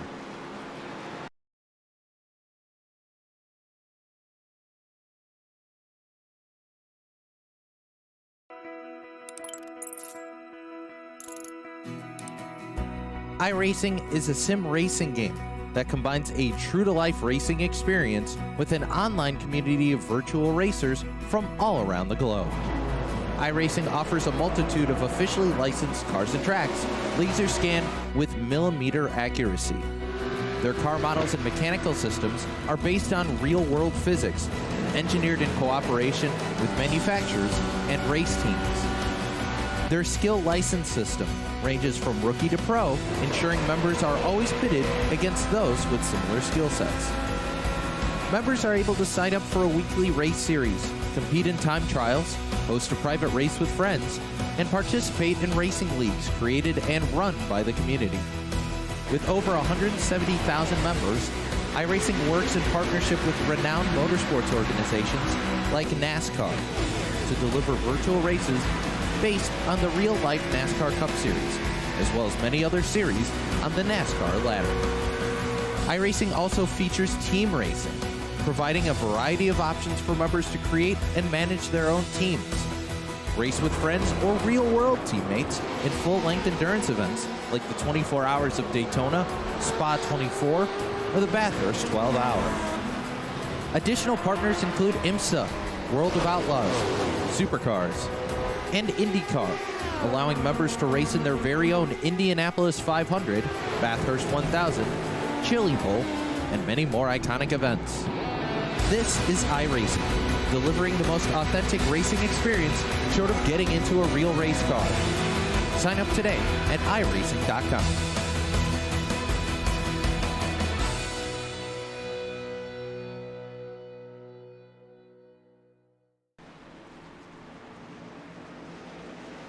Welcome back to Daytona International Speedway. Up at the front, Braxton Deweese is going to lead us to the green on lap 87. There goes the Mustang pace car.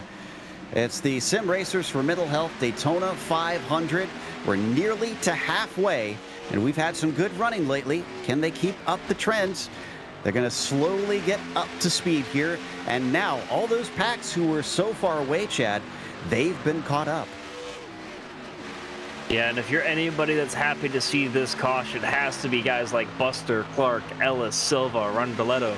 I mean, they were just praying for a caution, get them back up to the pack, because they were only broken up because of pit cycles, and the way that it fanned out for them, it worked just fine. They've all got fresh Goodyears on these NASCAR Gen 6 cars, and they're off and rolling once again. Just two groups there on the high side. As they come around to complete the first lap. DeWeese being pushed by McManus, with Gagon being pushed by Resch. Regis Clark there in fifth, trying to hold on, as they've got Buster now tailing them. Jordan in the number 83 has at least got a shot at things, but he's given them a little bit of a gap here as we now hop on board with him. Yeah, that's one thing that we've noticed last couple of restarts. The first 4 or 5 cars able to get going, still keep it double file for a little bit, and back behind them, it's single file. The next 5 or 10 cars just keep things rolling.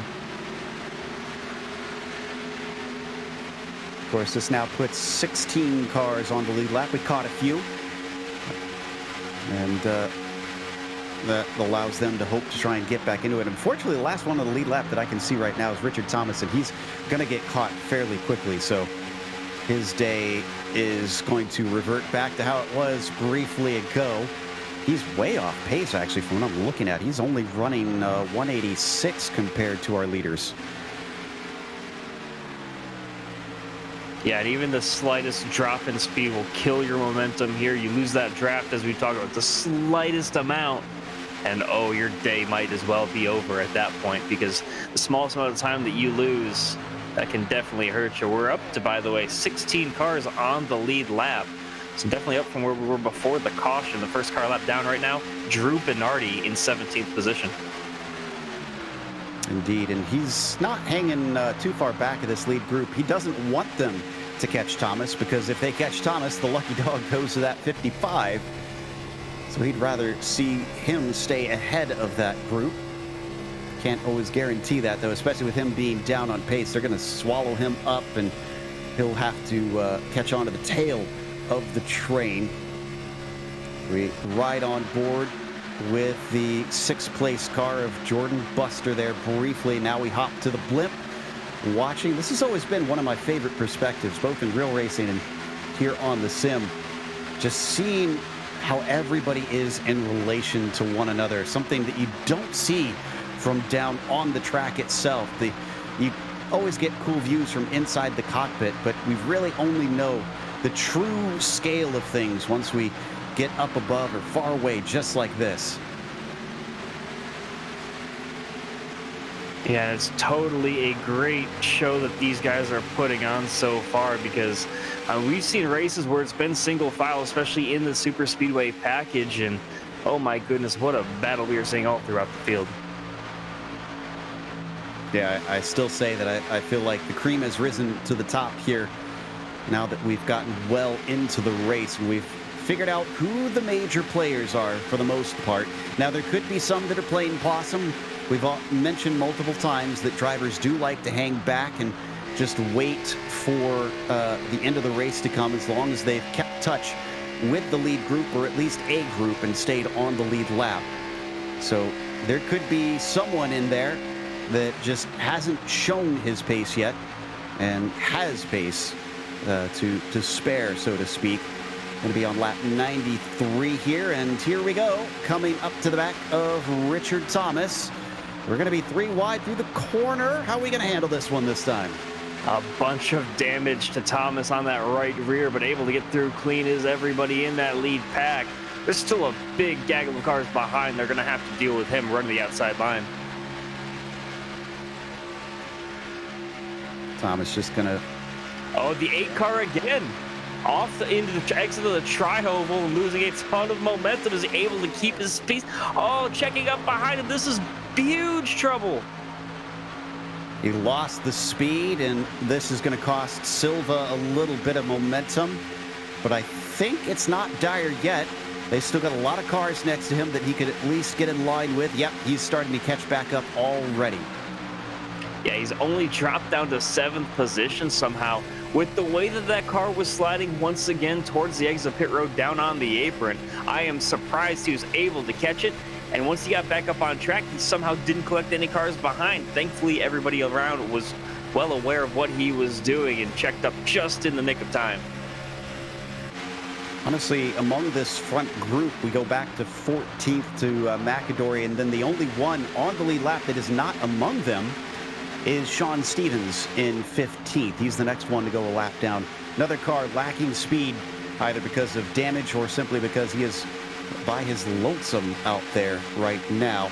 Ooh, big dive up to the high side there from the 8. Very quick move with that she immediately comes back to the bottom. So maybe he just had a little bit of an overheating moment and realized it awful late.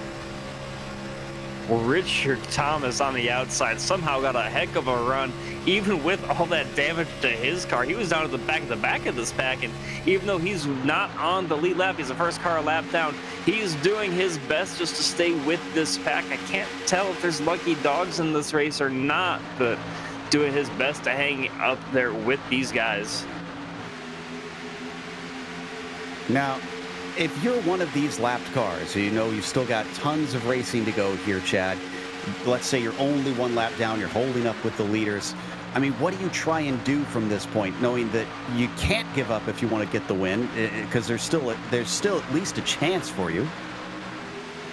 I think that you can only do so much, especially from a driver's perspective. There's only so much you can do on your own to ensure yourself a shot at the win. There's still over half of this race left to go. Working lap 96 right now of 200. So with so much time left, you kind of have to bide your time. Even when you have damage like Thomas has right now, as long as your car is handling okay and you're not too far off on top end speed, you should be okay to at least have a shot if you can get yourself back on the lead lap.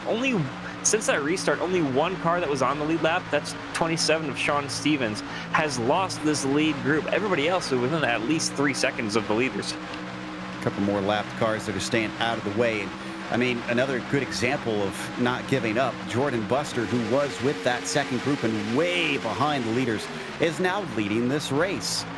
Ticking off to lap number 97 now. He's going to have some company on the high side. Looks like the 9 is going to give this one another shot. McManus getting some help from Resch in the 94. Pretty sure I've seen those two together a number of times. I wonder if they are, in fact, teammates. You have to think so, as cleanly as they are racing each other, as coordinated as their attacks are. What a great show that these guys have put on as we're getting closer and closer to halfway through this Daytona 500.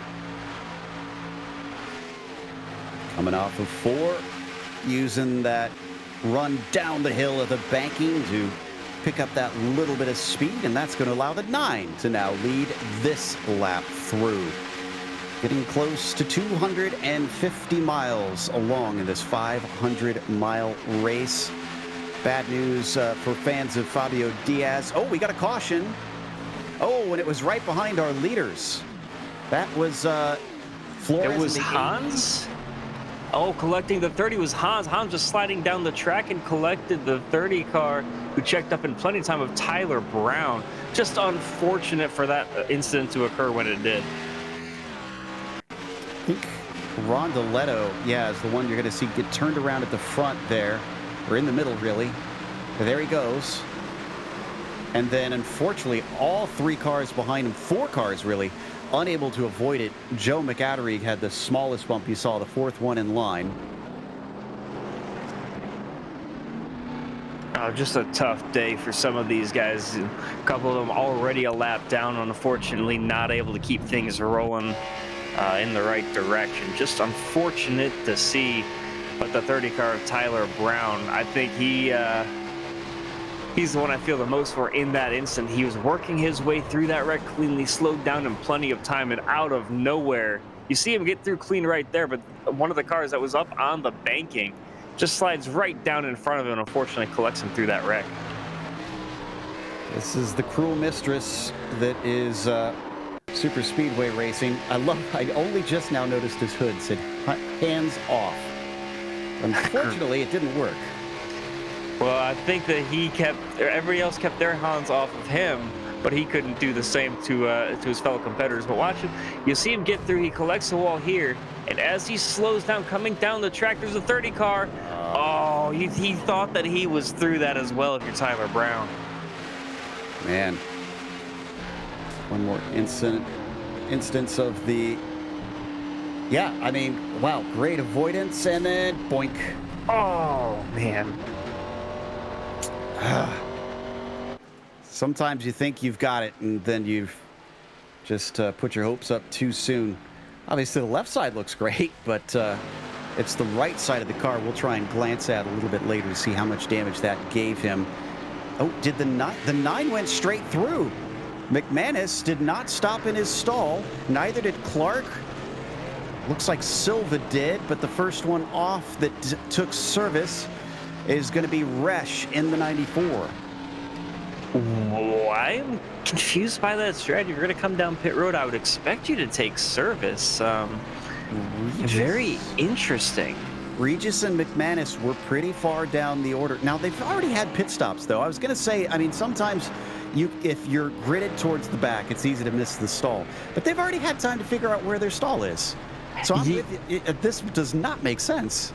And if you're not going to come into pit, they only pitted 16 laps ago. If you're not going to take service, there's no point even coming down pit road in the first place. But you know what? There's a reason they're in the cars and we're up here in the booth. So I'm not the most talented super speedway driver. So maybe they just want to get themselves some track position, work their way up through the field. Well, this might tell us something. We're going to watch on board. Let's see if he suddenly jerks to the left, realizing he missed it. It looks like he's coming in. Looked like, well, no. Well, we'll have to see. Maybe he will come down this time by. We'll have to wait and see. That's an interesting development for both McManus and Resch. Another thought, potentially, is a case of just being contrarian. And when they saw everybody coming in with them, just decided, okay, might as well stay out. Because they are in the lead right now. And indeed, they are going to stay out. Both McManus and Clark are not going to pit in. So that would be my guess here, Chad, is maybe they just thought, okay, if everybody's coming in, let's do something opposite and see what it does for us. And he, as we come to one to go, he has elected to take the outside lane. McManus on the restart, so it's going to be fun to watch both these front two cars without taking tires. We saw a couple of guys try this move a couple of cautions ago, and they just dropped like rocks through the field. So tire wear does come into play here, especially when the rest of the field is not able to, or especially when the rest of the field, everybody else except for these two, have fresh Goodyears. Back down to 15 on the lead lap now. And in fact, I think very few cars running at this point, because I see Cardozo and Bernardi still taking repairs in pit lane. A few have exited back out. Stephen Brown and Gregorio Dorso have also returned after extensive repairs.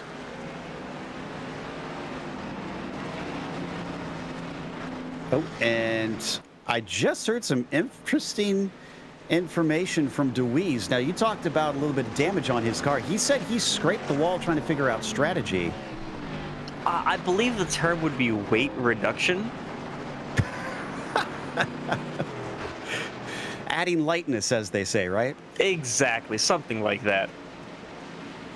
Okay, we're going to get restarted on the latter half of this race now. We passed the halfway mark. Can we get another long run here? And it is going to be McManus in the number 9 who leads us away. Green flag is out, and we are off. Already it looks like everybody wants the bottom line yet again. The 23 of Hunter is going to shuffle in just ahead of Resch. Behind him, both Silva and Buster both get down low. Jake Ham is stuck on the high side, though. He's going to have to let Ellis through. The 85, unfortunately, still not going to find a gap, as DeWeese is, unfortunately, to his bottom side.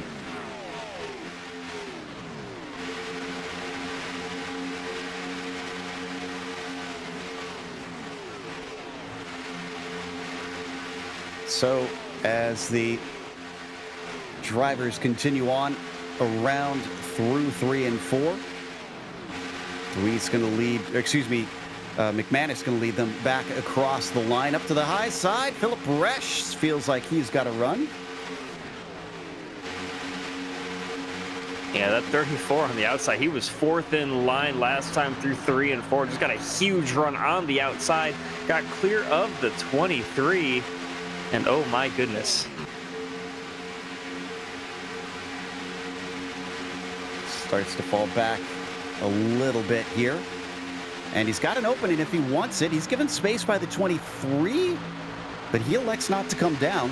94 likes that high line for the time being. Now, I know it is fixed setup, but even though they can't change the set, obviously, to try and suit the conditions, you do have to still drive it to the conditions, Chad. And compared to what we started at, it was like 109 at the first green flag. We're down almost 20 degrees since then on the track surface. What is that going to do to the handling? Yeah, it's definitely going to tighten things up. There's going to be more grip. Usually you think of a hot track, it's going to loosen up the cars a lot. But as the sun sets, the temperatures drop, it's just going to kind of accentuate the handling, maybe make it a little bit better depending on how you want the car to feel. But somehow, even on 20-lap-old tires compared to the fresh guys back behind them, the 9 and the 98 able to keep things up front. Top group is getting smaller and smaller. Still plenty of cars that can try to get up into this. And we've got a couple small pockets of cars that are trying to work together to see what they can salvage out of today's race. But otherwise, what you have been looking at here are your main contenders all together. Now that we've had a couple cautions to clump them in a group. We're on board with Silva in the number 88, running on the low side at the back of this first little pack of drivers within the pack, if you will. And he's had an interesting day, Silva has. He's kind of started up in the front. He started 5th position. He's the top starter, basically, that's left on the lead lap. A bunch of attrition has kind of impacted everybody that started the top 10 other than Hunter Cohagen that's right there with him. But other than that, a lot of the guys that started around him have dropped out or down laps. But from there, he kind of dropped back into the field, worked his way back up onto the lead lap, and kind of caught up the leaders under yellow. And now he finds himself sitting right where he started, back in 5th position. Looking through, now, a lot of the drivers who qualified, you would expect would have a better time in this race, being up towards the front, staying out of trouble, getting away from the quote-unquote big one, as McManus weaving up high for a second, almost getting into Resch there. But of our drivers who qualified, we have 1, 2, 3, 4 left on the lead lap. That's less than half of our qualifiers that are still in contention right now. And of course, one of those guys that did qualify, Octavio Rondoletto, his qualifying time was a 1:01.3. That's 12 seconds off the pace of everybody else that qualified. He has lost the lead group, though. He is on the lead lap, but the 77 is in 13th. And, he's way off pace, actually. He's running 170 right now. What is wrong with Rondoletto's car? That is even slower than running single file by yourself. I'll have to look into that. Let's keep the cameras here where doesn't look like interest is. Doesn't look like there's much damage to his car, so I'm not sure if maybe he's done something to his engine, worked it too hot, because we had those issues earlier in the day. It's going to be fun to watch how that plays out. Yeah, he is well off the pace and dropping like a rock. It's very unusual. Hopefully we can get some information on that a little bit later on. As up at the point, McManus, ever since he restarted in the lead here, hasn't really showed much signs of wanting to give it up. He really likes to be at the top spot. Yeah, and I feel like once he kind of gives up that top spot, he might feel he's going to get freight trained that we saw in the cars that didn't stop earlier in the race, because they felt like rocks once they lost the lead. So maybe just on fresher tires, once you're out in front and get around these guys, and definitely just handles a little different, or maybe you can't get quite the run that you would from the front of the pack. But yeah, right now, McManus, we're working lap 25 on his tire and fuel run. We expect that to go about 35 or so laps. Indeed, and they're still very early in this one with the recent green flag. Haven't even run 10 laps yet under green in this set. A little bobble below the yellow line for the 88 of Silva, but manages it well since it was on the flat on up to the tri-oval. Starting to get two relatively organized lines forming up here at this portion. Yeah, almost some contact there between second and third of Clark and Resch going through 1 and 2. Looked like Clark kind of bobbled up top just to the high side just a little bit. Meanwhile, Resch trying to hold his line kind of swung it down just maybe half a groove, and there was maybe 2 feet between those cars going through turns 1 and 2. Here comes the 23 up alongside Resch as we watch from off the windowsill. And just look at the momentum that is gained and lost in quick succession here. And he might actually get up to the front. Is he going to chop down in front of the 9? He's not quite there. The 9's going to get some of that momentum back in his favor. Resch almost saw himself be able to get ahead, but that was certainly valuable information for the 94.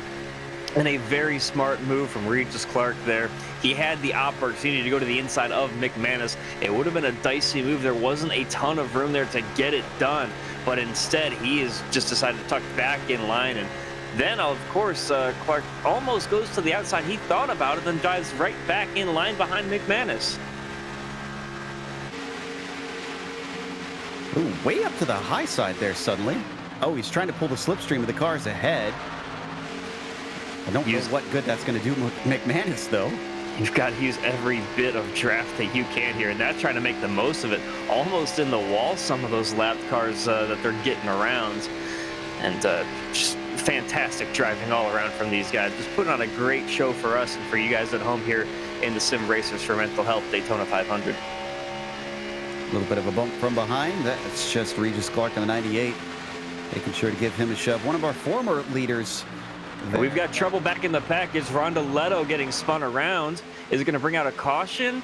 He's into the wall, but no, we stay green for now. Wow, he just got out of the way in time as another pat came through, so the iRacing stewards have decided that was safe enough. I think he got tripped up by the 36 of Nick Rees. And he's going to lose a ton of positions, a ton of time, and a ton of momentum. Have to see how badly damaged that car is. That was a pretty hard smack into the outside wall. He keeps going, though. He didn't come into pit. At least Rees did not. And Rondoletto did not either. But we remain green, and up front, it's still McManus, Clark, O'Hagan, Resch, and Thomas, your top 5. And just slicing and dicing up at the front. 113 laps that we're working on right now out of 200. And they've been very interesting and very competitive laps all throughout this race. The tail of that group currently is the 05 of Scott Rickard. He's the last car on the lead lap now. They've been gobbling up all those cars that had fallen off the group and putting them all a lap down, making life all the more harder if they have visions of winning here in their Daytona 500.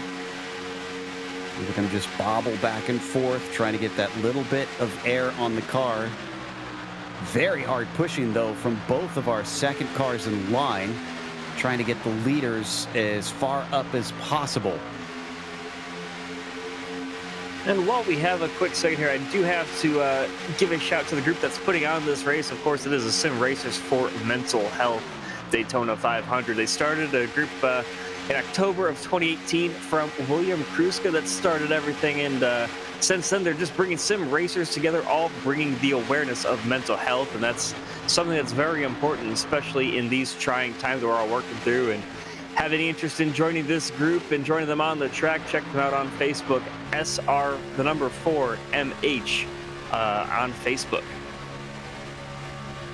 Indeed, definitely an important cause. I can attest to that. That many more people do need to be aware of and make sure that they take care of themselves. Meanwhile, a little bit, he's looking a little shaky there coming off the corner as we look ahead. Now we watch from the tri-oval. Here's another good run from Resch. Is he going to chop down? Once again, he maybe could have had it, but it was awful tight. I think he was thinking discretion is the better part of valor. Doesn't need to make a move like that at this stage in the race. And one thing that we need to keep an eye on, McManus as well as Clark, they're the two guys that stayed out under the last caution. Well, they didn't stay out, they just kind of drove right past their pit stalls, but either way, They're coming to lap 33 now of this fuel run. Meanwhile, everybody around them 15 laps behind them.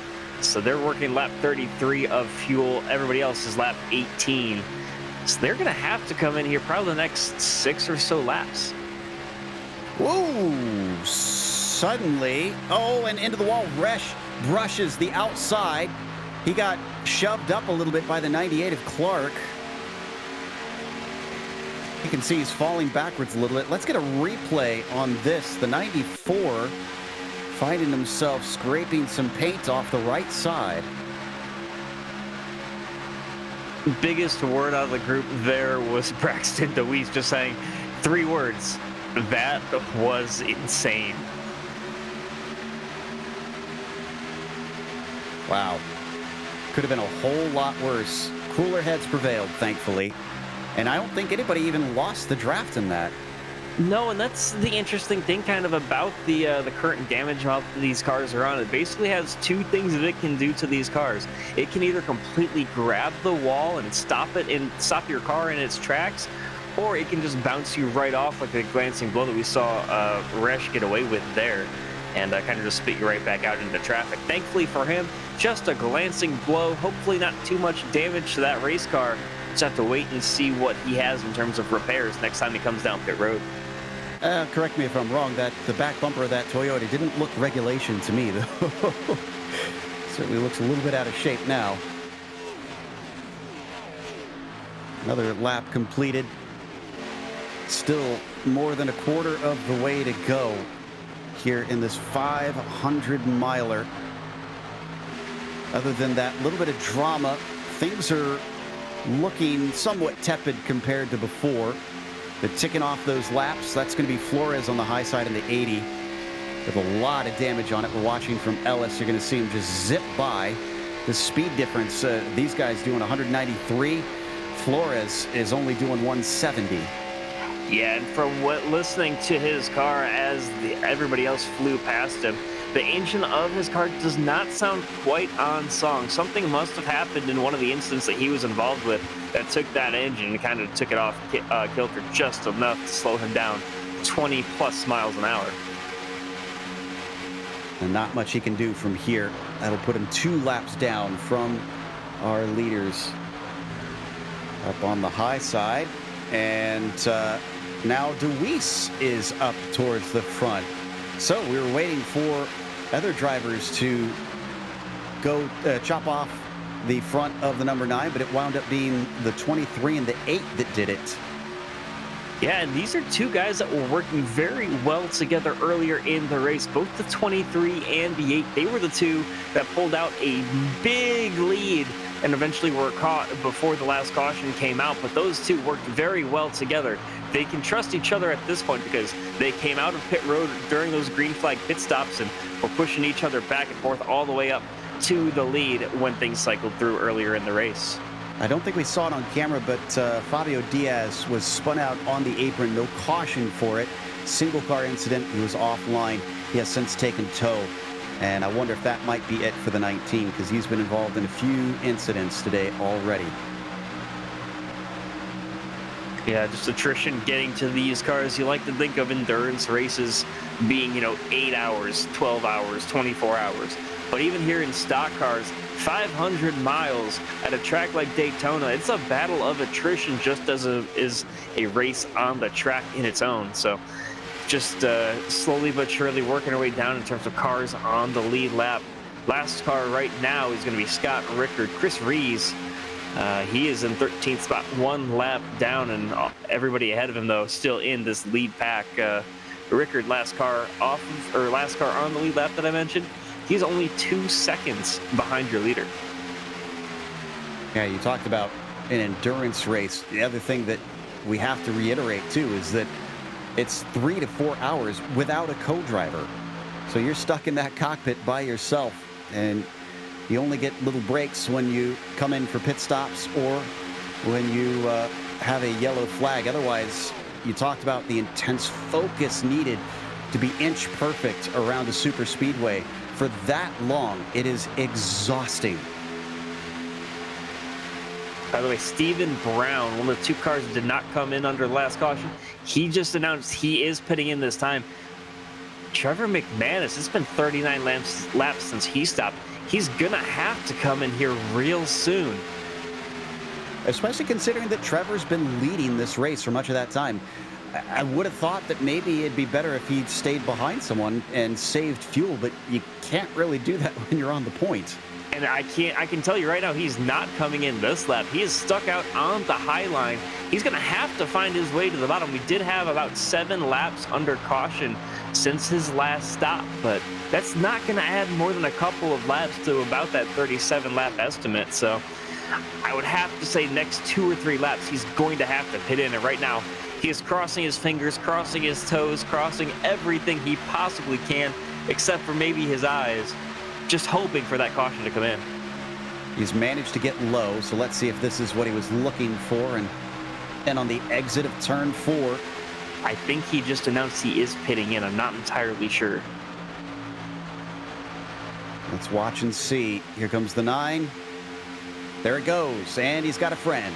Oh, thankfully for him, the 98 of Regis Clark coming in as well. Those 2 cars, of course, were the 2 that stayed out, and they're going to lose a ton of time, a ton of positions, but as long as they don't speed, as long as they hit their marks and everything else, they should, I would expect, keep their spot on the lead lap. You better hope so, because if they lose that and a caution comes out, this is going to put them in the danger zone. They're going to be a lap down and really have not much recourse to get it back. As they exit back out, they've joined another friend, Stephen Brown, who was not on the same lap in the 37. 3 is better than 1, so I'm sure none of them are going to turn that one down. Not on the same lap, but they are all on the same pit strategy. They are coming on the apron through turns 1 and 2 right now, but they need to make sure, oh, 9 squirrely, super squirrely there, but able to keep things rolling. The 55, Richard Thomas, he is going through turns 1 and 2 right now. So as he exits the 9, he doesn't have much help behind him. We're going to have to see what he can do to keep himself on the lead lap, because the leaders are catching. I don't think he can. It doesn't look like there's going to be much. They're still getting up to speed, and they are not working together right now, whereas the leaders are in a decently large pack here. They're going to get swallowed up. If they get a caution, they want it now before they get lapped here by our lead group. After that, they've really got to hope and pray that the yellow laundry stays put away. And you can see them now quickly approaching. First up, they're going to lap Stephen Brown one more time, and then they've got to get to Clark and McManus. Yeah, and I think that McManus was dragging his brake just a little bit, hoping that the 98 can catch, because 98 has a huge run here on him. But unfortunately, his internet connection seems to maybe be causing some issues. But that lead pack is catching them quick. They need to try to get things here and get a huge bump draft right here. And I think they're just praying that the 37 can hold them up just for at least a little bit. And he does, actually. They don't immediately overtake that 37 of Stephen Brown. But now Stephen's going to feel the air being pushed behind him and start to catch that group in front. Whoa, way on the high side, though. Look at that. Resch finds himself not willing to sit around and wait, since he had a clear bit of track in front of him. Oh, and Rees is supposed to be helping him. He's a lap down. What has happened here? My goodness, they're all just spreading apart. This is bizarre. Yeah, I don't know if it's that lapped car that just kind of got in the way and screwed everything up for the rest of the pack, but still the 9 and the 98 barely clinging to life right now. They're just praying for a caution. They've got the leader breathing down their neck as they go across the start-finish line. And they've got to do that for another 5 or 6 laps here before we see the other drivers come in for stops. At the earliest, even. And look at this pack of cars that they are catching. This is going to get very messy if you're both the 9, the 98, and everybody back behind, because they have all the momentum in the world. And really don't want to check up, as we've already seen the 9 thread the needle before, and he does it again. Clearly a skill he has worked on. That puts a big buffer between himself and the lapping cars. who are having to do an even crazier job coming through. I don't have a ton of background on Trevor, but I think his middle name might be Moses, the way he parted that Red Sea of lap cars right there. Fantastic job. Now, Resch has already cleared them and is hurrying to try and catch up to Clark and McManus. Again, he has all the incentive to try to lap them. We're going to watch the replay. Here it is again. Shot out of a cannon. Yeah, for our viewers, I mean, it looks like not much speed, but just imagine going by someone on a street at 20 miles an hour. That, you know, if you hit something at 20, it's not a small impact. This is not Joe suggesting that you go out and hit something at 20 miles an hour, by the way. I really hope nobody takes that as a suggestion. Oh, what a fantastic job. We just have to give all the credit in the world to both McManus and Clark. Just holding their own, staying in front of these leaders, just clawing for every inch of racetrack and making sure that they're able to hold their spot on the lead lap. Now, this is a name that we haven't seen up at the front as much. Richard Thomas is now our leader, getting some help from Silva. The 55, getting a nice push, might be the one to finally put them a lap down. Oh, no, the 98 clips the apron. He's trying to catch it. Everybody behind checks up a little bit and averts disaster. Regis Clark. And speaking of Richard Thomas, he's going to get around McManus now. McManus losing his lap, but your leader has a ton of damage to the right rear of that race car. Let's see if we can't get a good shot of it as it go around through turns 1 and 2. But that right rear is just all bent in from earlier contact. Yeah, that's the one I mentioned earlier, I think. The 55, saying the Toyota is just all out of whack. And, well, now that he's in front, this might be the smart thing, frankly, with that damage, letting the 88 in front of him, letting him lead the way. But now the 99 says, okay, you're going to give me an opportunity. I'm going to try and get this lap back. Yeah, these guys very racy, especially McManus and Clark. They're right behind your leaders, and wow, they are just very, very aggressive, just praying for a caution. Here comes the 98. Clark trying to hook up with him. Oh, man, but Clark has suddenly found his car just weaving back and forth. Big connection problems with the car between Rees, and I think that's Ham. Now, that's Jake Ham. That's on the lead lap, actually. And the 85 getting some complaints from his fellow drivers, understandably so. Yeah, that's been an issue we've seen across iRacing as of late. Thankfully, he seems to maybe have figured it out for now. But still, the 9 and the 98, look at that side driving they're trying to do through the trial. You see the 9 dipping down just a little bit, getting as much of a run as he can off of that right rear quarter panel of Silva as he can. Because right now, if the caution were to come out, that 9 would have his lap back. But coming back on the inside is the 88, the leader, just trying to hold him off as long as he can. However, we are 34 laps into the stint here, so those leaders will need to pit soon. And once they do, that will free up the 9 and the 98.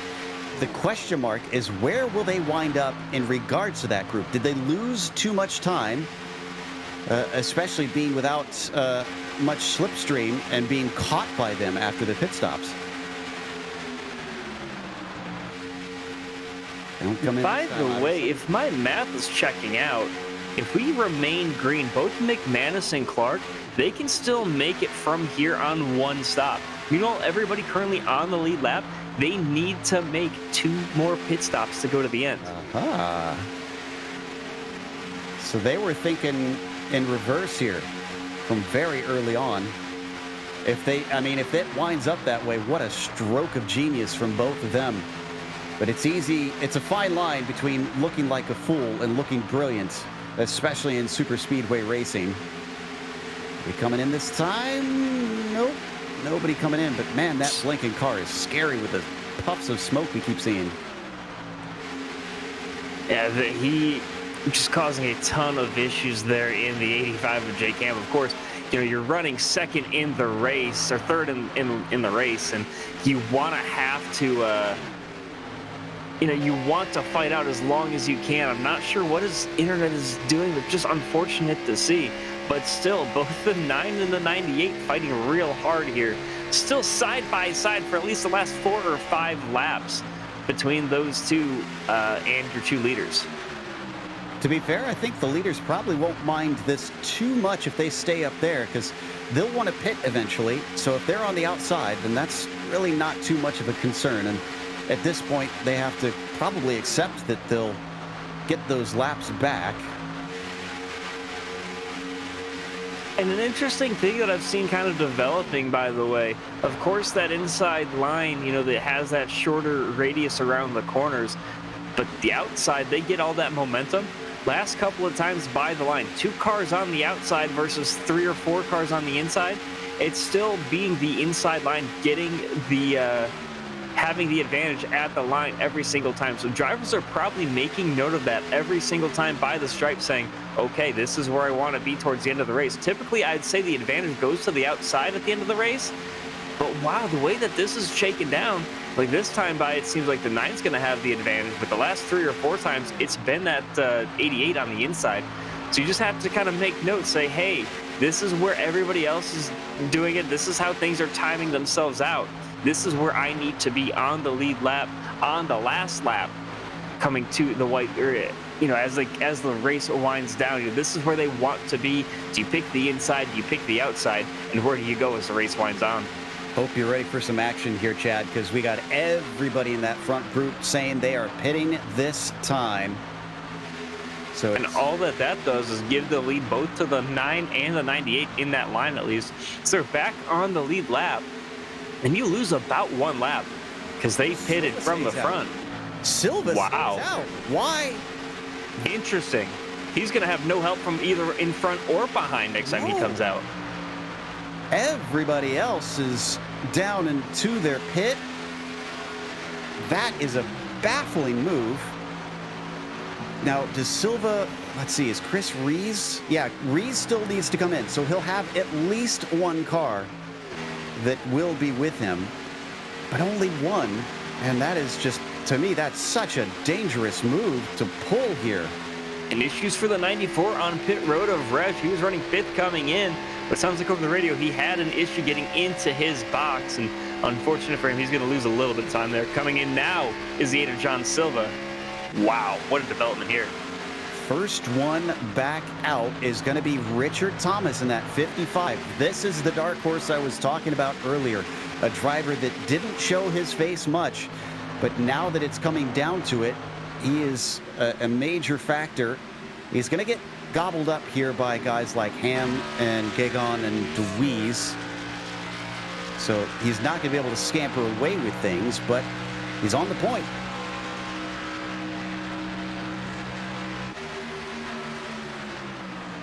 Just so fun to watch all of the strategy play out. You see how close those 4 cars are going through the corner.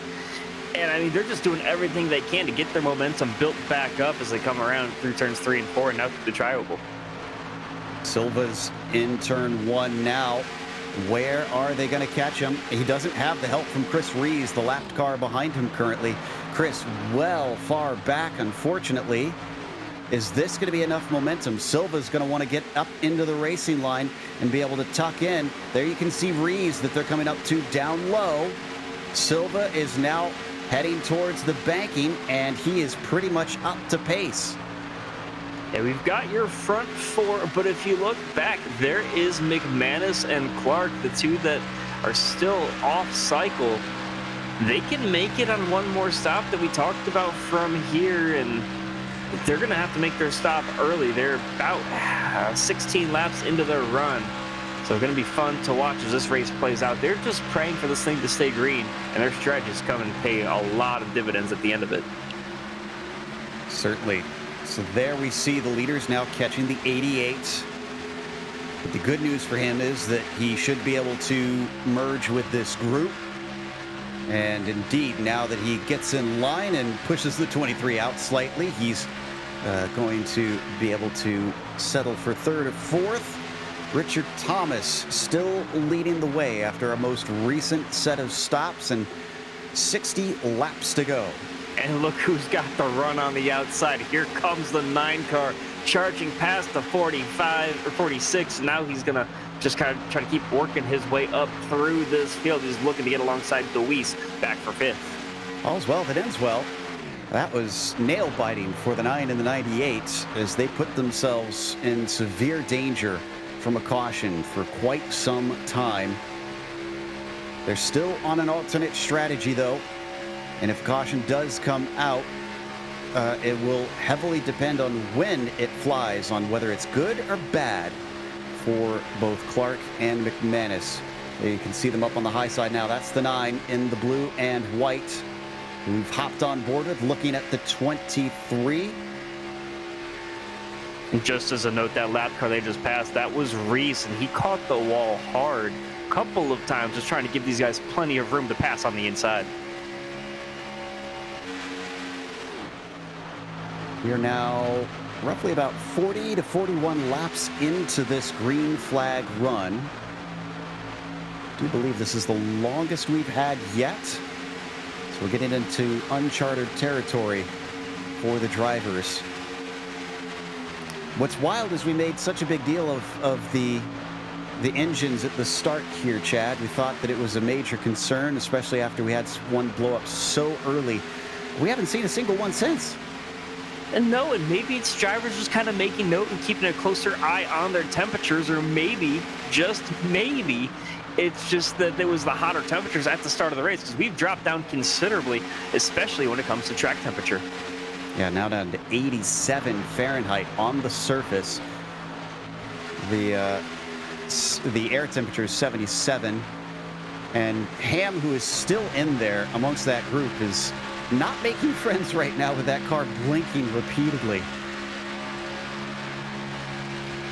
Yeah, and that's something, not only is it very distracting as a driver when you're trying so hard just to focus on who's in front of you, but it's very dangerous as well, because if something happens to that car, not only can it break your concentration, it can also cause a huge incident behind, as these guys run so closely in a pack.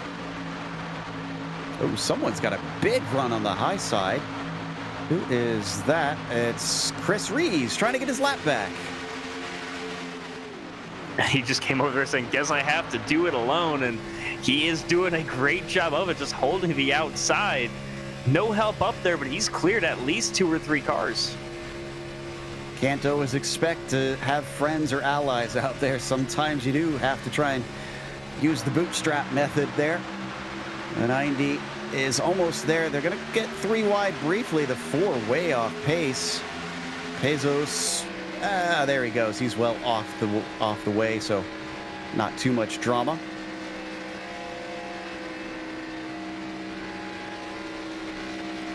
The cars on the lead lap starting to wind down just a little bit. Only 11 cars on the lead lap, but all of them within about a second of each other. Last car in 11th place, Sean Stevens, wrapping up the cars on the lead lap. We might get back to 12. It depends on if anybody actually wants to work with Rees here. I'm surprised that they aren't, because that's a very clean-looking race car for the most part. I'm surprised that nobody's jumping up there and seeing how things work on the high line. Absolutely. Well, and they know that they don't need to worry about what he's doing in this race necessarily, about him taking the lead from them, because he's a lap down. So, yeah, I'm with you. I feel like this seems like a slam dunk. The 90 is working the high side and doing it quite well, mind you. So why is nobody jumping up to help? It looked like about the 5th car on the inside thought about jumping up there with it. I want to say it was the 88, but yeah, I'm not seeing. Am I missing something here? Yeah, that's Silva. And Silva's the one that pitted with him, I'm pretty sure, wasn't he? I believe so, yes. So, yeah, he's the one you would think would try and go with him, at least based on... Whoa, and I think that was some ghost contacts. He tries to catch it. No, he's going to get into... Oh, that is the caution these leaders did not want to see. Oh, that's their strategy going out the window. But they are at least now on the same strategy as those around them. Might as well come in now. And we kept talking about the 85's poor connection. That's, yeah, there you saw it right there. It can cause ghost contacts, unfortunately, and man. Yeah, that is just gutting to see that it came from something such as that. That the nature of internet racing means that sometimes you get those things happening, but yeah, I understand the ire of the drivers around the 85 that wanted him to get out of the way and maybe back off a little bit, because that wouldn't have happened if he had been at the back of that group. Yeah, it's just unfortunate. That's the issue with trying to race as hard as you can. Another huge incident avoidance from the Ford to get through cleanly. No, that time, unfortunately, got collected in it. We saw him sweep through an incident earlier, but this time, not so lucky for the Ford car. There you go, watching on board Stevens, last one on the lead lap.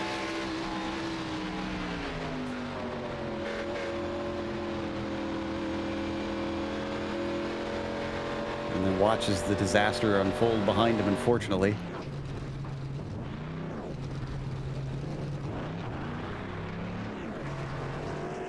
We've got pit stops going on.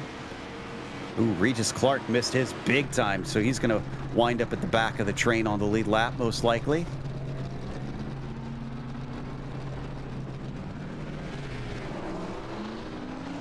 Yeah, thankfully for guys that were on that alternate strategy, you know, it worked out for them that they were able to get back up front and stay on the lead lap throughout that entire cycle. But man, that would have been a genius call with just those two cars possibly being on the lead lap on strategy alone if that race remained green. Hey, Chad, pat yourself on the back. Got a few more takers on the two-tire call. Jake Ham, one of them. The 85 now up to the front. Hunter in the 23 also took two. And Philip Resch. Yeah, those guys, you know, looking at Ham, his stop was only 8 seconds, Resch 9.5, and, you know, if you're stationary for more than 10 seconds, that's exactly where you need to start taking the four tires. And thankfully for those guys, you know, they're able to gain a lot of track position, but Clark's still up front doing a great job throughout this race. Noticing a bit of a trend here. So we had a caution at halfway, now we're going to have a caution at the quarter to go mark. So this race being kind of neatly split up. Unfortunately for our drivers, though, we're looking at 40 laps max expected for most to be able to go on fuel, which means when it comes down to the very end, if we do stay green, everybody's going to have to try and take a splash and dash. And if that's under green flag stops, that's going to be fascinating. That's going to be the most interesting development here for a while. But man, just the way that this is going to play out, say we get one more caution, that might be just enough for these guys to squeak out to the finish. It's going to be impossible to tell, though, until we get there, because they're just working every single time, by just trying to do everything they can to make up, save as much fuel as they can. Speaking of which, Hunter Gohagen, he came down to pit a second time for just a splash of fuel, so he's going to drop to the end of the lead lap. But all in all, I mean, that one lap could make a world of difference, especially now that you're running it under caution. I guess so. The magic number for us that they need to make at minimum if they want to try and stretch it on one more stop with the caution is 10 laps. If they make it 10 more laps and they get a caution, they could be able to, if they fuel save, get to the finish, because we're looking at 40 max. So if they have it before that, people are going to have to start rolling the dice potentially. That's what these charity races are all about, is putting on a great show, making the gutsy calls. There's no points on the line, just the trophy and the glory at the end. And that's what you love to see here in the Sim Race for Mental Health Daytona 500. We're all doubled up and ready to go with, man, only about 20 cars left running here. Jake Ham's going to have control this time as the Mustang pace car peels in. 85 waits for it. And the green flag waves. We are off once again for the last quarter here in the Sim Racers for Mental Health Daytona 500. Now, the good news is it looks like the 85, I haven't seen him blink in a bit, so maybe he took that caution to go and bang on the router and see if he can get it to behave. Yeah, that's what I was about to say, is just look who's out front is the car that possibly caused that caution with all of the internet issues. But, man, now the guy that's dealing with the issues on his end is the 83 of Jordan Buster, sorry. He's just, you know, he's been hitting blinking quite a bit now and has passed along to him. And, yeah, going to have to see if maybe blowing on it, you know, you didn't have to turn it off, turn it back on again because I was completely disconnected from the session. But, yeah, you know, maybe smacking the side of that router just enough is going to pop something back into place and help the internet's work its way back through the internet pipes. Best piece of advice that one of my film professors gave me. Ooh, as we go 3 wide here for a brief moment, looks like that's going to settle out. But my professor told me you gotta hit it hard enough that you get the fairies moving, but not enough that you kill them. Because it's all as long as you don't release the magic smoke, I think you're okay. Yes, exactly. If you see the smoke escape, you've killed the fairies inside that make it work. So. And back out front goes McManus. His strategy might be out the window, but that doesn't mean his race is over because him and the 98 are right back up front. Yeah, it seems once again that 9 prefers to be in the clear to make sure that he is not susceptible to any sort of incidents. We pick up speed and should be pretty much on our way at this point now, hitting 195 through the banked corners here at Daytona International Speedway. From the bumper of McManus, Richard Thomas giving him a nice gentle push, making sure he gets up to 200 before they swing it into 3 and 4. And that's one thing you have to be careful. If you want to push him as much as you can down the straightaway, you got to make sure you disengage those bumpers in time when you get to the corner, because otherwise you would definitely cause some havoc and maybe even spin a guy out. It's going to cause a lot of trouble if you bump at the wrong time in the wrong place. Got 3 rows, well, actually kind of 2.5 there up at the front. The 8 doesn't have anybody low. Ooh, wow. He was about to, as he chopped in front of Regis Clark. Oh my goodness, moves are getting a little shakier here up at the front. You still got a ways to go, boys. Hold on. The 8, I think, wanted to send it 3 wide through 1 and 2 last time there between the 55 and the 94, but the door closed for him and he stuck it back down to the inside. Then the 9 got really racy and he's back to the inside. I mean, there's still plenty of racing left to go, but I guess this is the point where you do want to be up amongst this group and at least sticking with them from here. Looks like they is going to drop back a little bit. We saw the danger happening, trying to get himself some clear air. Let's see, do we have all of them? No, we are missing Silva and Rickard amongst that front group. So 11th and 12th, who are on the lead lap, have separated. By the way, I'm just watching this lead pack. They're getting very racy, especially Ham in the 85 on the outside. He wants to get as much of a side draft as he possibly can off the 9, but in the corners especially, it gets very dangerous for him, especially when the 9 bobbles just the slightest amount and almost some contact last time through 1 and 2. Even if his internet is cleared up, I'll be frank, I would not let the 85 try to side draft me with a 10-foot pole right now. That just seems unwise. And now he's left out to dry from the 94 of Philip Resch. The only car there on the high side right now is Jake Ham, and I think they're just going to let him drop like a stone all the way to the back. Well, it was nice while it lasted, so Ham finds himself demoted to the back of the train. We're getting a little bit of cloud cover at this point. The sun continues to get lower in the sky, and as that happens, the cloud's going to give a longer break here, as we are actually almost up to, it's nearly 7 p.m. virtual standard time. We might actually take this one to sunset. Yeah, and as Ham works his way towards the back, I'm okay with that because I was always more of a turkey guy myself. Same here. As we watch McManus once again leading and getting a shove from Richard Thomas. Resch is the one in third, DeWeese in fourth, and Regis Clark in fifth. Clark and McManus have dodged bullets this race and have managed to stay in contention. I think it's time for them to buy a lottery ticket the way things have been going their way. Looks like we're going to get a big run up on the high side from Resch, and he's being pushed by the 8. Yeah, and that 8 car has looked strong all race long. DeWeese just doing a great job managing his runs, timing everything with the bumps just perfectly. And wow, I mean, he worked his way from, I think he was about 4th in line last time by the stripe. Now he's up in 2nd, just straight shoving everybody else around him up to the front, and he drops into 2nd place now to 23 with a huge run on the outside. That's Gohagan. Last time by the stripe, he was back in 6th, and now he's fighting for the lead. Yeah, this is pretty feisty early on from a number of drivers. Not sure what's getting into them. Don't count out Jordan Buster as well, as he hooks up with the 23. Hunter's going to find himself some pace potentially on the high side, but then they have to drop back briefly.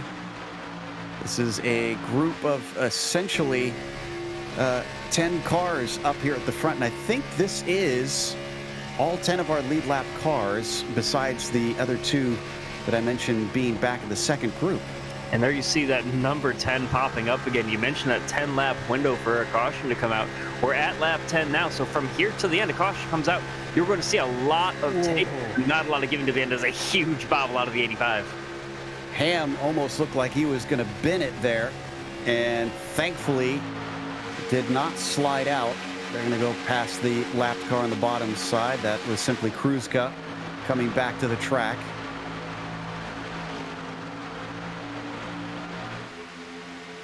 Yeah, I think from here they should be good. Granted, they will have to do a little bit of fuel saving, I'm pretty sure, to get to it, but it's possible, it's feasible. We're going to have to do a lot of fuel saving, but the interesting thing is going to be who takes fuel under a caution if it comes out, and who tries to save. Oh, there's contact between the 8 and the 9. Are they able to keep it straight? They are. Wow, they dinged doors hard. They're coming off of turn number 4, but able to keep things pointed the right direction. We're both McManus and DeWeese. And still, he came right back down to within inches of the 8. Clearly not afraid, even though he had that little scare. So we hop on board with Ham at this point. Currently, he's actually sandwiched right between DeWeese as well as Buster. Yeah, and you can see their speed on your screen right there. 2:03 going into the corner. These guys are going a mile a minute. Well, actually going a lot faster than that. But anyway, they're going as fast as you can see these cars possibly go, as fast as they can. And wow, what a battle they're putting on full throttle here. As, oh, the 85 clipping the apron through the tri-oval, able to save it again. We've seen a lot of those throughout this race. Shocking amount. It's not something, especially in these modern cars, I would have thought maybe in the 87 Cup cars, which are a lot more of a handful than these things, but drivers flirting with that apron line, clipping it, and nearly throwing away the race. In some cases, they actually have, causing wrecks and ending the day prematurely for a number of top contenders. And Ham's connection is blinking again. And the 8 car of DeWeese getting loose once again, coming off turn number 4. Second lap in a row, we've seen that happen to him. The 23 shoots to the outside. He gets a huge push from McManus, and that's going to put Gohagan and McManus up 1 and 2. The 98 chops down to the inside. What a battle these guys are putting on for the top 3. That was an impressive run. That came from almost out of nowhere.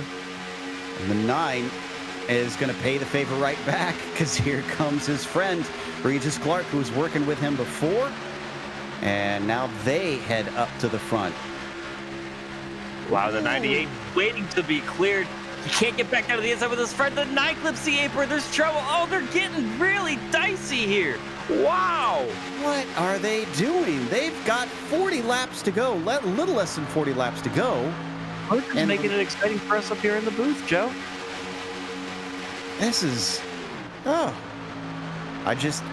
don't think they're going to get to this under green. The way they've been racing, this does not look like the sort of stuff you think will give us a green flag run all the way to 200 laps. Oh, there's definitely no way at this point, but see Philip Rescher getting a huge shove on the outside with Richard Thomas there behind, but Thomas can't jump into line left, hung out to dry. He says, here you go, Philip, you can take the lead, but then Philip says, nah, I'm just going to leave you. They've looked awful loose coming off turn 4 a few times. There's a couple cars. I saw Ham get loose, and then Regis Clark did it as well just now. I know we don't usually talk about the tires and the cars doing this, but just wonder if this is something with a setup. Oh, there's a dive into the wall. That was Regis Clark, and unfortunately it was Ham that wound up the victim for that one. And the 98 of Regis Clark now dropping back. Wonder if he got a little damage out of that. Part of his car looks clean. I don't see any damage there. Just a bunch of tire buildup on the front end of what was once a white race car. Let's take a look at the replay here. You'll see him going down into turn 4. It's going to be the 98 car there, the black car, third in line on the inside. Sending it down. Oh, the 85 came down on a little bit. 85 came down just a little bit as well. Yeah, maybe just something with the connections didn't line up properly, but 98 seems to be back and rolling, catching a group of cars back behind. We had a breakaway of the top 3. Resch, McManus, and Thomas. I think they're going to be caught, though, by Hunter. Oh, we got a caution. Who is this one? I'm trying to figure it out. Nick Rees, I think, involved. Yeah, oh, Rees, unfortunately, with Rondoletto. This is going to be on the front stretch towards the tri-oval. They're going to have a big, big hit as there was some sort of miscommunication, unfortunately. And if you're sitting up there on the pit box, you can take your notebooks, you can throw them, you can shred your papers, you can throw the calculator in the garbage at this point. You don't need it. You know you're coming in for tires and fuel here. The question is going to be whether you take 2 or 4. But overall, I think that to take enough fuel here, you're going to want to take 4 tires. And whether or not, we're down to 12 cars on the lead lap. So just the way things pan out, I think that everybody from here is going to have to come in, especially those guys on lead lap. Here's the incident once again. Oh, yeah, there's some weaving in front of him. Rondoletto went high. 36 of Rees didn't know that he was going to be there. And you can tell he's already missing the entire front end of that car before they even get into contact. So not the cleanest race there for the 36 so far today. And just Rondoletto, just unfortunate for him to get caught up in that one. Those Juncos cars not having the best of days for that green and white machine. All right, we've got pit stops coming up. This is going to be the last of the day. Everybody down on the lane. No question marks about the strategy this time. And the biggest advantage some of these guys have that did actually qualify is where their pit box cycles out to be. The guys at the front of pit road are going to have a huge advantage. And some of there looks like they've missed. And something happened with our leader, maybe?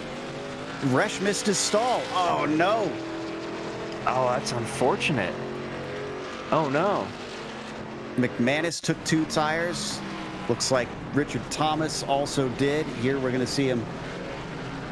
Now, wait, did he miss his pit stall? It looked like he was in there. He was halfway into somebody else's pit stall, it looked like. He just said, forget about it, and he came back around. He's only going to restart 12th, the last car on the lead lap, so. Oh, yeah, you saw him. Enough for him.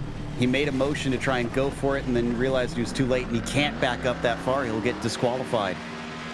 Yeah, so smart move from him, just going back around. He's going to lose a ton of position, but with the way his car has been handling and who the cars are around him, just going to be fun to watch this play out. Yeah, It looks like, for the most part, everybody took, it looks like 4 tires. So one thing to note, Jake Ham still on pit road, taking a ton of repairs after his excursion with the wall. John Silva, he was on pit road for almost a full minute. He took a lot of repairs as well. Trevor McManus, though, only took 2 tires. Okay, 13 cars on the lead lap. I think even if Resch loses position here, I'm pretty sure he should be able, in this final stint, be able to climb his way up to the front, as long as he doesn't lose the draft of that front group. Let's get a damage report in while we've got a shot here during the caution. A lot of DNFs here today in this 500-mile. William Duvall, Presley Sora, Bruce Boyer, Brett Wheeler, Tyler Scott, Andrew Jamelin is gone. Stefano Calasabetti is out of this race. Jason Fortier, we've lost Sully Hans. Fabio Diaz is gone. We've got Nick Rees getting repairs since he was a part of this most recent incident. Not sure if he'll be able to return, though. It was a big hit. Adrian Pazos is out of this race. Noyan Flores is gone. And then Octavio Rondoletto and Chris Rees might be our other 2 that have left. Yeah, so this time Resch got his repairs, and he's working his way back around cars. A bunch of cars taking the wave round, but your leader right now, Trevor McManus, only guy that took 2 tires on that stop. His stop, 7.5 seconds. Next shortest was Richard Thomas. Maybe he took 2, but I think he took 4. His stop was still over 10 seconds. At the top of the show, you were saying you don't think the 2 tires should hurt your pace too badly, right?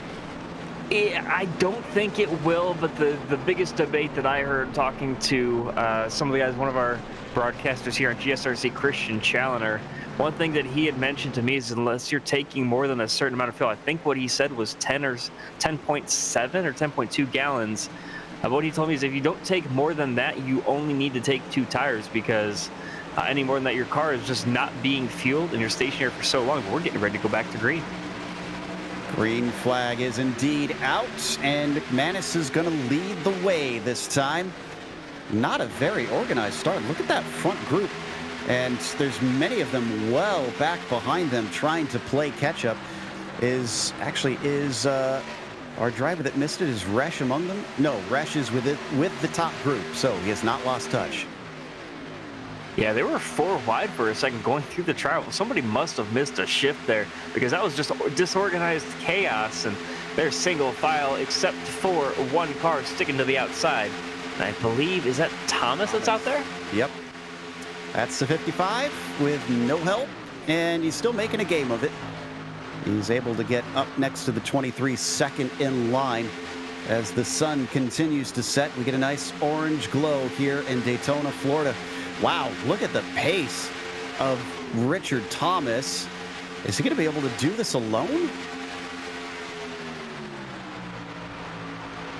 I don't know how he'd be able to. He's got absolutely no help there on the outside, but the 83, he is just all over the place on track right now. He's running 5th in line on the inside. Oh, we almost, we didn't see it there, but had a bit of a moment between, I believe that was Resch and Ellis, who nearly came together. Okay, Resch wasting 0 time on this one. He is up to 5th position already. He likes the high side. He's going to help out the 55.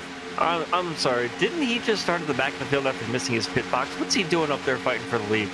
I mean, he had a fast car and he used the slipstream well. Clearly, he does not like riding in the back of the field. So he's up to the front once again, and we've got Resch pushing Richard Thomas, and then we've got Hunter pushing Trevor. And you're going to see them get this huge run on the outside for Thomas. Is the 9 going to chop up? I think there's still way too much time for him to be making defensive moves like that. But later on in the race, expect him to jump out to the high side like we saw him do earlier in the race. We still have 27 laps to go. Working on lap 172 right now, so just kind of working their way, biding their time, trying to keep things green and put on a great show for everybody here in the Sim Racers for Mental Health Daytona 500. You can see it's a breakaway amongst our top 7. They still have drivers on the lead lap behind them: Stevens, Ricard, Silva, and Ellis. There's 4 of them. Can they manage to catch them up? They are just within range, I think. Looks like about 0.7 of a second.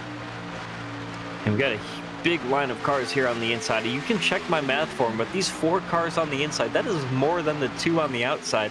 I'd expect them to have a much better run here coming through the tri-oval. Indeed, this will bring it up to a much bigger pack, battling for the lead. Coming down to 25 to go here soon. Now, what's wild to me is at 50 to go, we saw some crazy moves, some really ambitious stuff. And now as we watch them, it all looks rather calm. Yeah, but it's just like you're sitting in the eye of a hurricane right now. Everything feels relatively calm, but you can kind of see the wall out on the horizon. That wall might just be the checkered flag, because once that hits, all chaos is going to break loose. Yeah, once they get to the last lap, there's no cautions able to be waived, so drivers essentially are every man for themselves. We come down back into one once again. On the high side, it is still Thomas. And we talked about that run that inside line is going to get with having more cars. The first 2 and now almost maybe the first 3 are going to be clear. It's going to be Deweese getting clear of Thomas on the inside. Oh, and Thomas now left out to dry. Yeah, and the 98 is not willing to let him in. No checkup there from Regis Clark. All the way to the back of the top 6 for Richard Thomas. It was a valiant effort. Didn't work that time. He's still got plenty of chances to give it another go. And he's being joined by Buster. And if you're Regis Clark, you're just kind of looking through the windshields of these cars in front of you saying, I miss my friend in the 9. We worked so well together. Hopefully I can get back to him and get him up to the front, and the 2 of us can then battle it out for the win here at the end. Definitely. That is Kruska staying off to the outside, letting everybody through. Resch is going to take another run at it. Sean Stevens now catching up. He was a lap down at one point, I'm pretty certain, that 27. And suddenly, he is up to 8th, and he can see the leader. And Resch thought about diving back down to the inside. He had plenty of a gap to jump in line in 4th. There on the inside going into turn number 3, but instead he takes it to the outside, and Deweese jumps up in front of him. They're now 2 by 2 battling for 2nd and 3rd in line.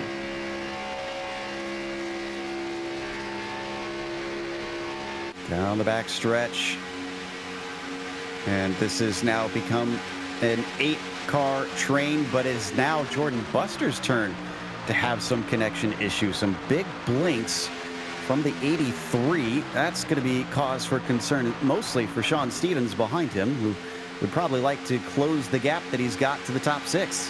And I think that if you're having connection issues like that, you need to just give a holler over to your spouse or your dog or whoever to tell them to get off the phone. I'm trying to use the internet, because connection issues at a time like this are not what you're looking forward to.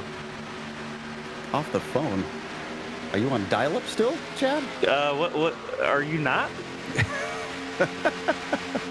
I can hear the noise now, honestly, as we come close to 20 laps to go. Still, that, man, instead of catching the front group, now Buster and Stevens are being caught behind with Ellis and Rickard.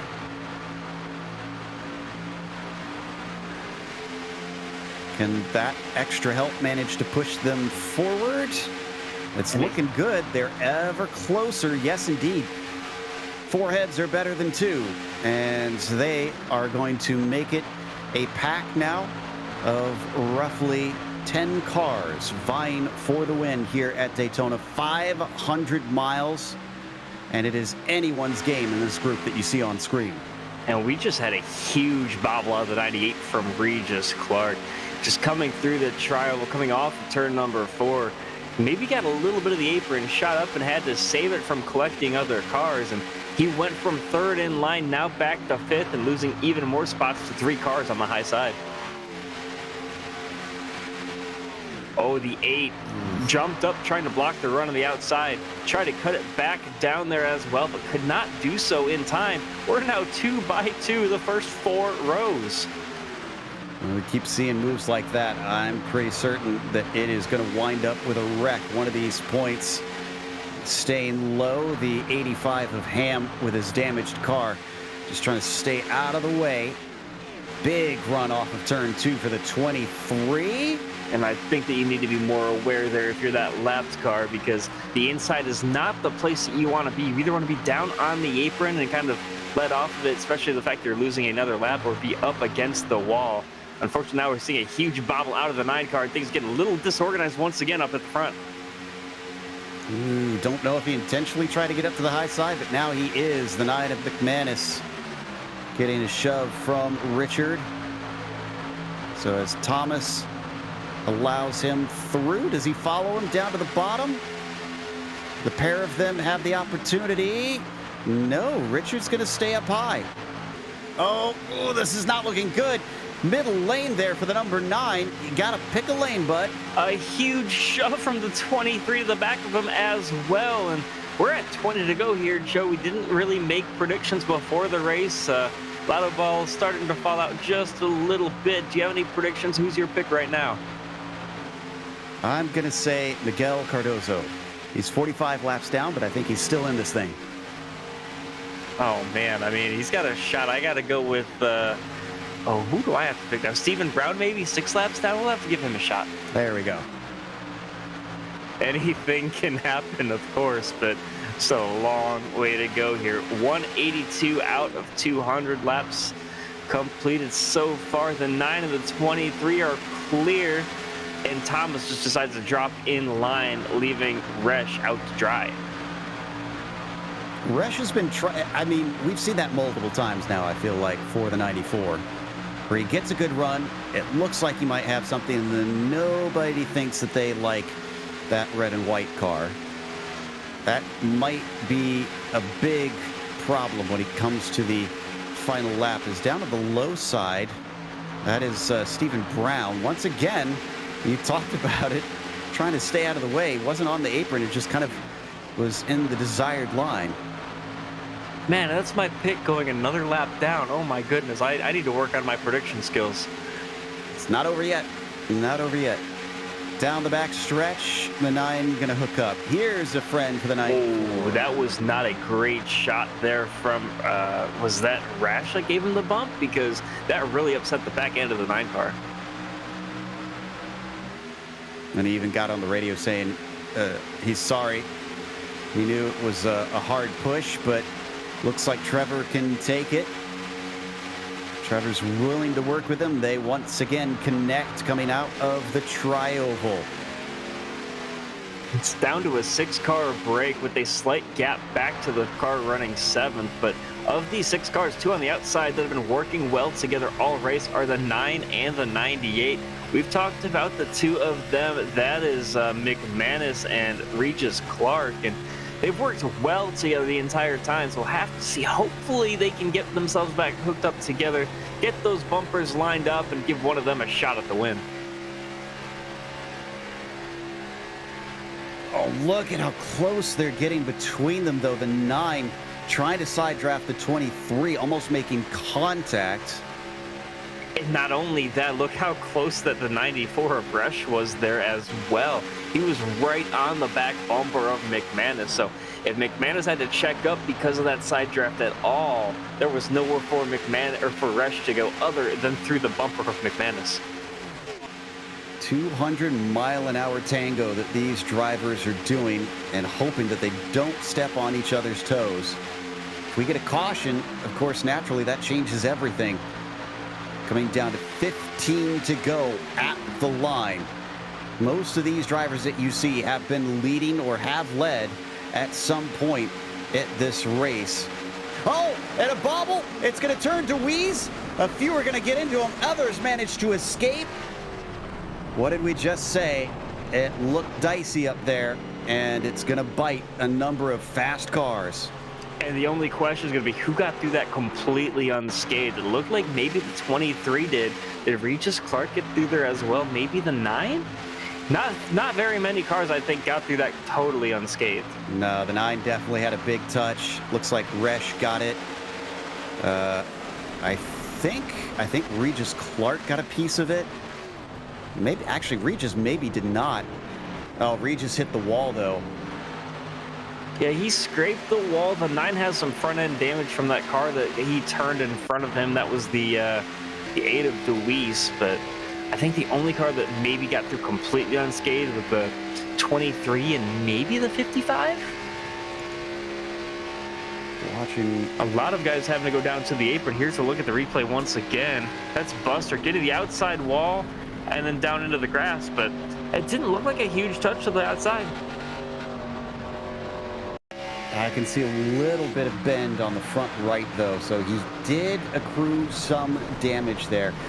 Really, the 23 of Hunter just did a phenomenal job spotting it so quickly, took to the grass, and managed to catch it as he came off through the tri-oval. Here we go. Let's watch this. I mean, he almost reacted before it happened. That was incredible foresight. You know, I don't want to call hacks or an aimbot or something, but I don't know how else you could predict something like that to happen. It's that racer's sixth sense. You can kind of read what the cars are doing, and I think he just kind of saw, you know, how hard everybody was racing. He was quick to be on the wheel there. What was it that Dale Earnhardt always said around this track? He could just see the air, see how it came with the car. Could you just see the future right there if you're Hunter Gohagen and just see what was coming in front of you? His tarot cards told him. As we are under caution now with less than 15 laps to go. The 23 is our leader. We shouldn't need any pit stops. Except for to repair damage. A lot of guys did come down to repair. I think only 3 cars decided to stay out, it looks like. I see 1st through 6th stayed out. One of those, Trevor McManus. Let me check his cars, see what it... Oh, no, yep. McManus is pretty bent up on his right front. He's taking a gamble.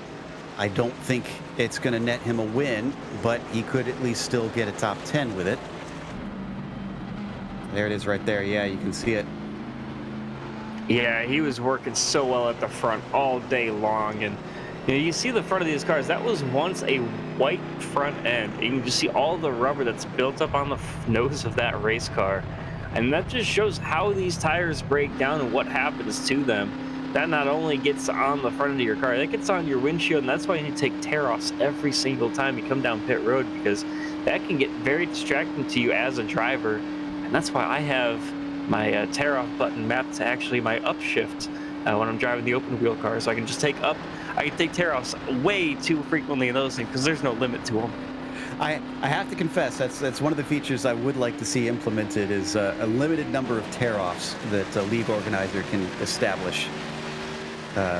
Maybe not for the dirt guys so much, as they certainly need plenty, but for the open wheelers, it seems almost a little unfair.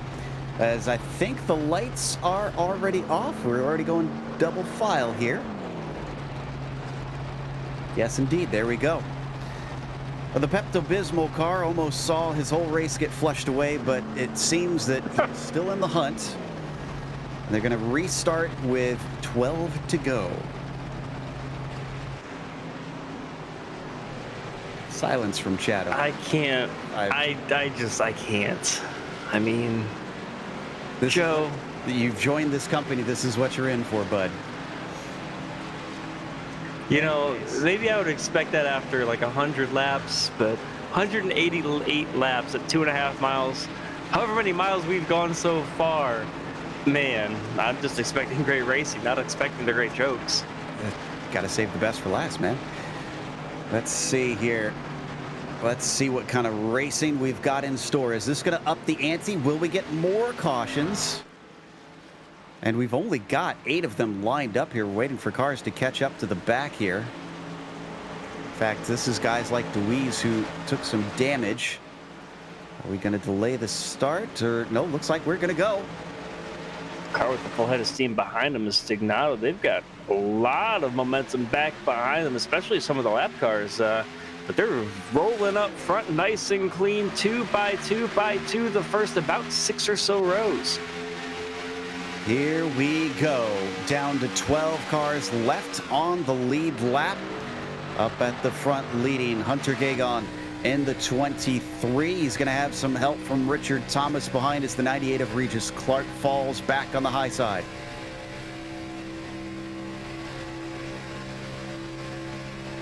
The first two are clear, but then Regis Clark trying to make the run on the outside. He's got some help there from Tyler Brown, is it? That's a name we haven't said in quite a while here on the broadcast. No.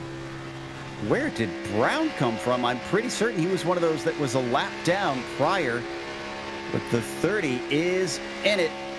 He could have a good shot at the win. We go back to Stephen Ellis, 11th, the last one in that group, and is on the lead lap. We've got one more car behind him that's on the lead lap, but he is so far back, it's not likely he's going to get into it unless we get a caution, which is still possible. It'll be 10 to go at the line, and just as I say that, another caution as the 9 gets turned. I think he turned himself there right on the cross the nose. He thought that he was clear of Tyler Brown, started to come up the track, and he just turned himself into the outside wall. Wasn't Tyler Brown. It was his friend that he's been working with for much of the race, the 98 of Regis Clark. They raced well, very close together for a number of laps, but they got a little too close this time by. That's just unfortunate. We talked about it all race long, how great those guys were working together. You just thought that he was clear, but McManus was not, unfortunately for him. He ends the day of both himself and of Regis. A couple other cars getting a little bit of that. I think, was that Tyler Brown actually in the 30? That's correct, yes. Coming all the way through and then finding himself victim to an incident that wasn't even his own. You can see the incredible damage on it. You can pretty much write this one off. Here we're going to watch the replay one more time. This is his perspective of it.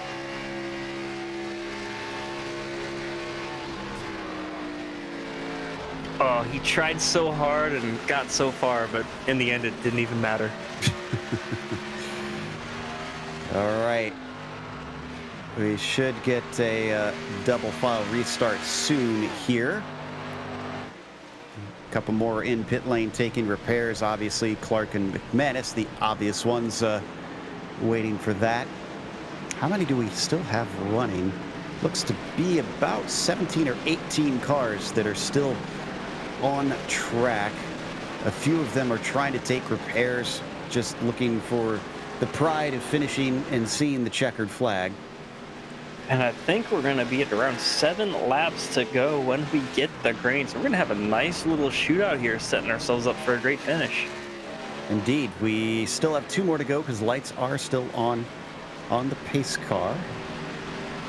And you can see we're getting a lot of wave rounds, trying to bring cars back onto the lead lap.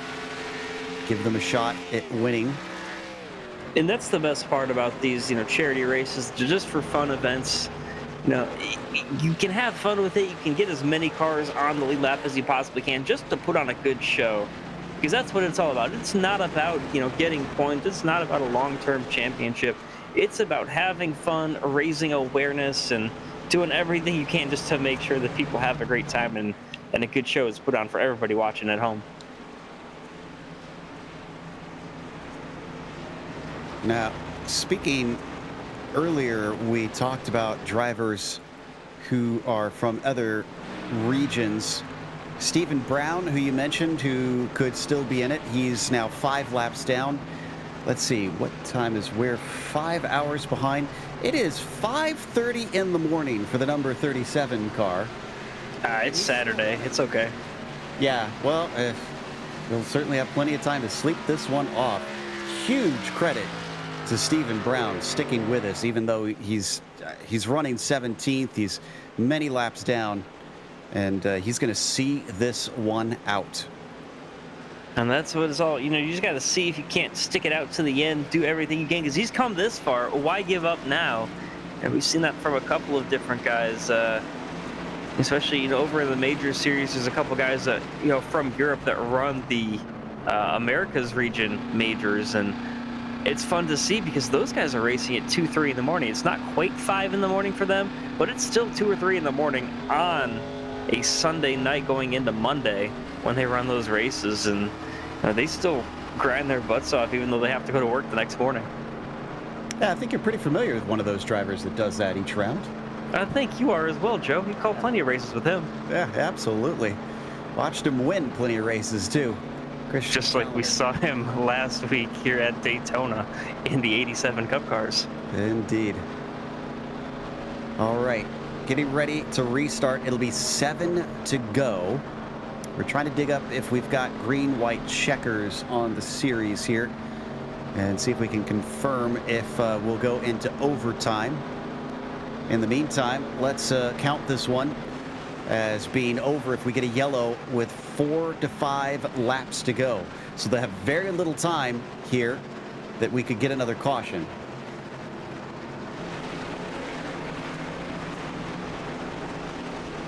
And the attrition starting to set in. 11 cars on the lead lap. Last one is Jake Ham.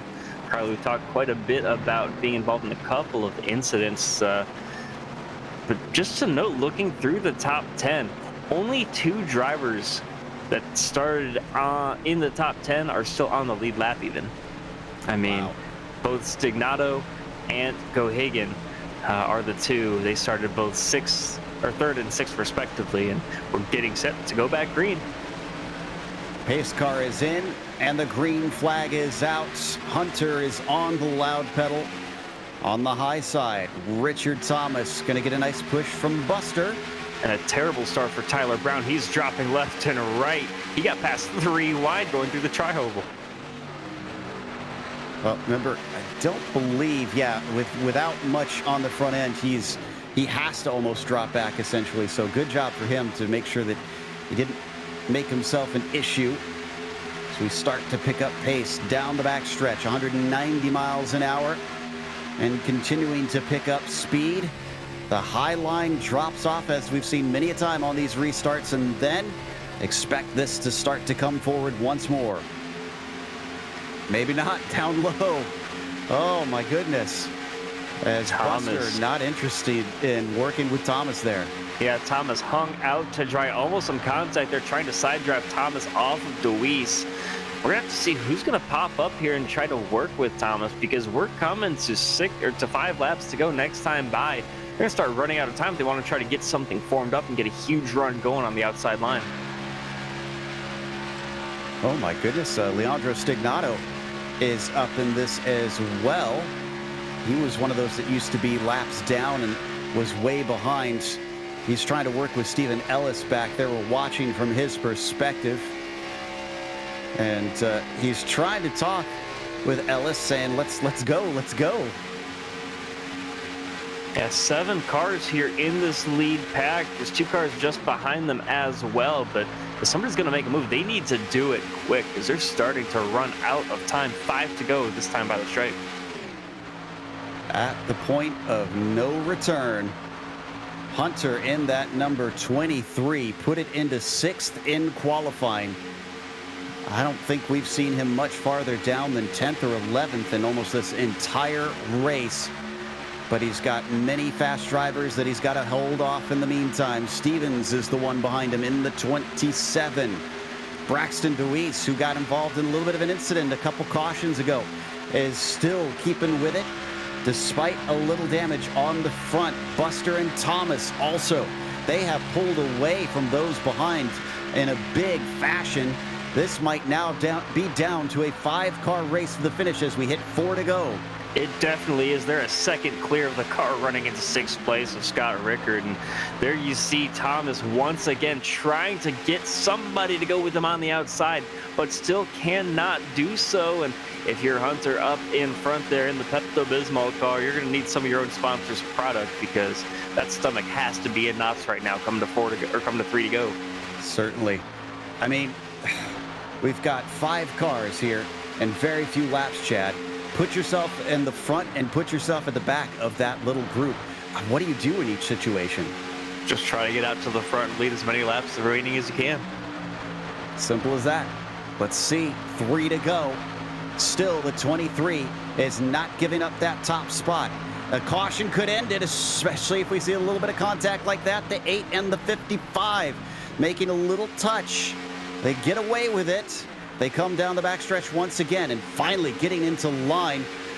Richard Thomas admits that he is not going to have any help up to the front. And he peeks his nose out once again. He's got the clean air, he's got a run, but somebody needs to go with him. We got to get very racy here. We're coming to 2 to go at the end, boys. There's only 3 rules left. Go fast, turn left, don't crash. 2 to go this time at the line. Hunter still holding that bottom side of the track. He's not giving it up. Sean Stevens has been following him. Does he have any tricks up his sleeve? Does he have any friends amongst these top 5? As we watch from on board the 23, a slight bit of damage on the 27. That could be hampering him. Maybe he doesn't have the straight line speed. Is anybody clean except for the 23 up at the front? If you're the 23, you just have to hold the yellow line for 1 1/4 more laps because they're coming through to get the white flag here, and he just needs to hold that yellow line. There's nobody with a run on the outside. 1 lap to go. We are going green to the finish. Looking up to the high side for the first time. Stevens finally showing what he's got, but he gets a little bit of a block as the 23 weaves to cover him off. What are we going to see on the backstretch? Is there going to be more defensive moves? 55 still looking to the side, still hoping that somebody's going to connect with him. Everybody stays low.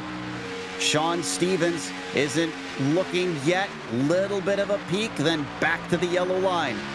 Is there anybody that's going to be able to try and take this away from the 23? Finally, someone hooks up with the 55, but it's too little too late. Down to the line, the 23 has it, and he is going to win here today in the Daytona 500. Wrecking behind them across the line, the 8 and the 55 slide to a halt.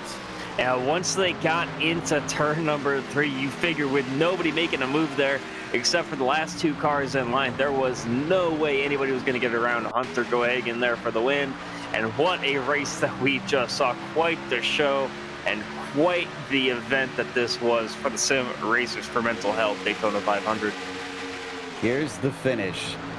Right down to it. And there's the 8 getting spun. Louise giving it all the way to the end. We've only had 11 drivers finish on the lead lap here.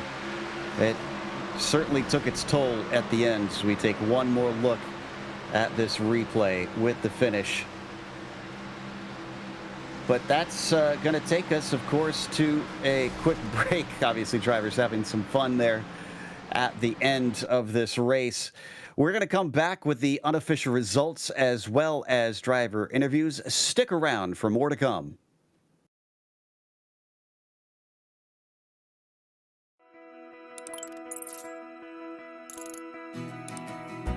iRacing is a sim racing game that combines a true-to-life racing experience with an online community of virtual racers from all around the globe. iRacing offers a multitude of officially licensed cars and tracks, laser scanned with millimeter accuracy. Their car models and mechanical systems are based on real-world physics, engineered in cooperation with manufacturers and race teams. Their skill license system ranges from rookie to pro, ensuring members are always pitted against those with similar skill sets. Members are able to sign up for a weekly race series, compete in time trials, host a private race with friends, and participate in racing leagues created and run by the community. With over 170,000 members, iRacing works in partnership with renowned motorsports organizations like NASCAR to deliver virtual races based on the real-life NASCAR Cup Series, as well as many other series on the NASCAR ladder. iRacing also features team racing, providing a variety of options for members to create and manage their own teams. Race with friends or real-world teammates in full-length endurance events like the 24 Hours of Daytona, Spa 24, or the Bathurst 12-Hour. Additional partners include IMSA, World of Outlaws, Supercars, and IndyCar, allowing members to race in their very own Indianapolis 500, Bathurst 1000, Chili Bowl, and many more iconic events. This is iRacing, delivering the most authentic racing experience short of getting into a real race car. Sign up today at iRacing.com.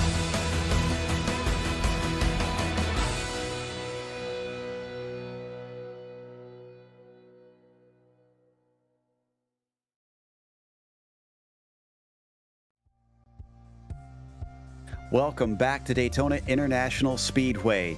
The sim racers for mental health Daytona 500 wound up going to Hunter Gagon in the number 23. Sean Stevens chased him home from 21st on the grid, gave it his all, and even came back from lap down at one point. Jordan Buster finished third behind them, with Braxton DeWeese sliding across the line to take fourth. Richard Thomas kept trying everything he could to find a way higher than fifth, and there was just nobody willing to work with him. Philip Resch took P6 with Stephen Ellis in seventh, with Scott Rickard in P8. Then it's Leandro Stignato in ninth, and Jake Ham still finished within the top 10. Back in 11th position was Tyler Brown, the guy that worked his way up through the field the entire day, followed by Joe McAdory, then Drew Bernardi and John Silva. Stephen Brown in 15th, then Giorgio Dorso. Regis Clark 17th, the guy that had a great showing all day long there with Trevor McManus as well, those two involved in a late caution. Then Octavio Rondoletto and Miguel Cardozo wrapping up your top 20. And then we get into the cars that had massive problems. 21st with Chris Rees, Neuen Flores in 22nd, and Nick Rees in 23rd. Adrian Pazos 24th, and then from there on down you get to DNFs with Fabio Diaz, Sully Hans, Jason Fortier, Stefano Calasabete, on Andrew Jamelin, Tyler Scott, William Kruzka, Brett Wheeler, Presley Soares, Bruce Boyer, and William Duval dead last on the fields. That brings us to our winner here today, Hunter in the number 23, joining us here in the booth after an impressive run. Hunter, it looked like once you had the front and once you had that inside line, they were going to have to pry it from your cold, dead hands. Yeah, once we got that last restart there, I knew with having the inside line and the cleanest car out there, it's going to be hard for anybody to get around. If I could just hold the bottom and just wait for that last second pass and throw a block, it was going to be able to bring it home. Now, you managed to keep up at the front better than a lot of other drivers. I mean, what was your secret to managing to hold on to that front group for much of the race? Yeah, early on, I wanted to save fuel, just kind of hang in the back of the front pack and not really worry about anything. And that's honestly all it was, is making sure you're managing the fuel, but you could stay with the lead pack. That way, right before pit stops or something like that, you could jump up to the lead, have a good pit, and come out in front. Now, you did have quite a bit of a scare, one of those late cautions, diving down to the apron. I mean, tell us about your thought process in that, because your reaction time was almost even before the incident itself. Yeah, honestly, there was no really thought process there. I kind of seen that they were getting aggressive there on that outside while I was leading. And I don't know, once I just seen that little flicker out of my corner of my eye, I was just like, let's yank this thing to the left and get out of the way.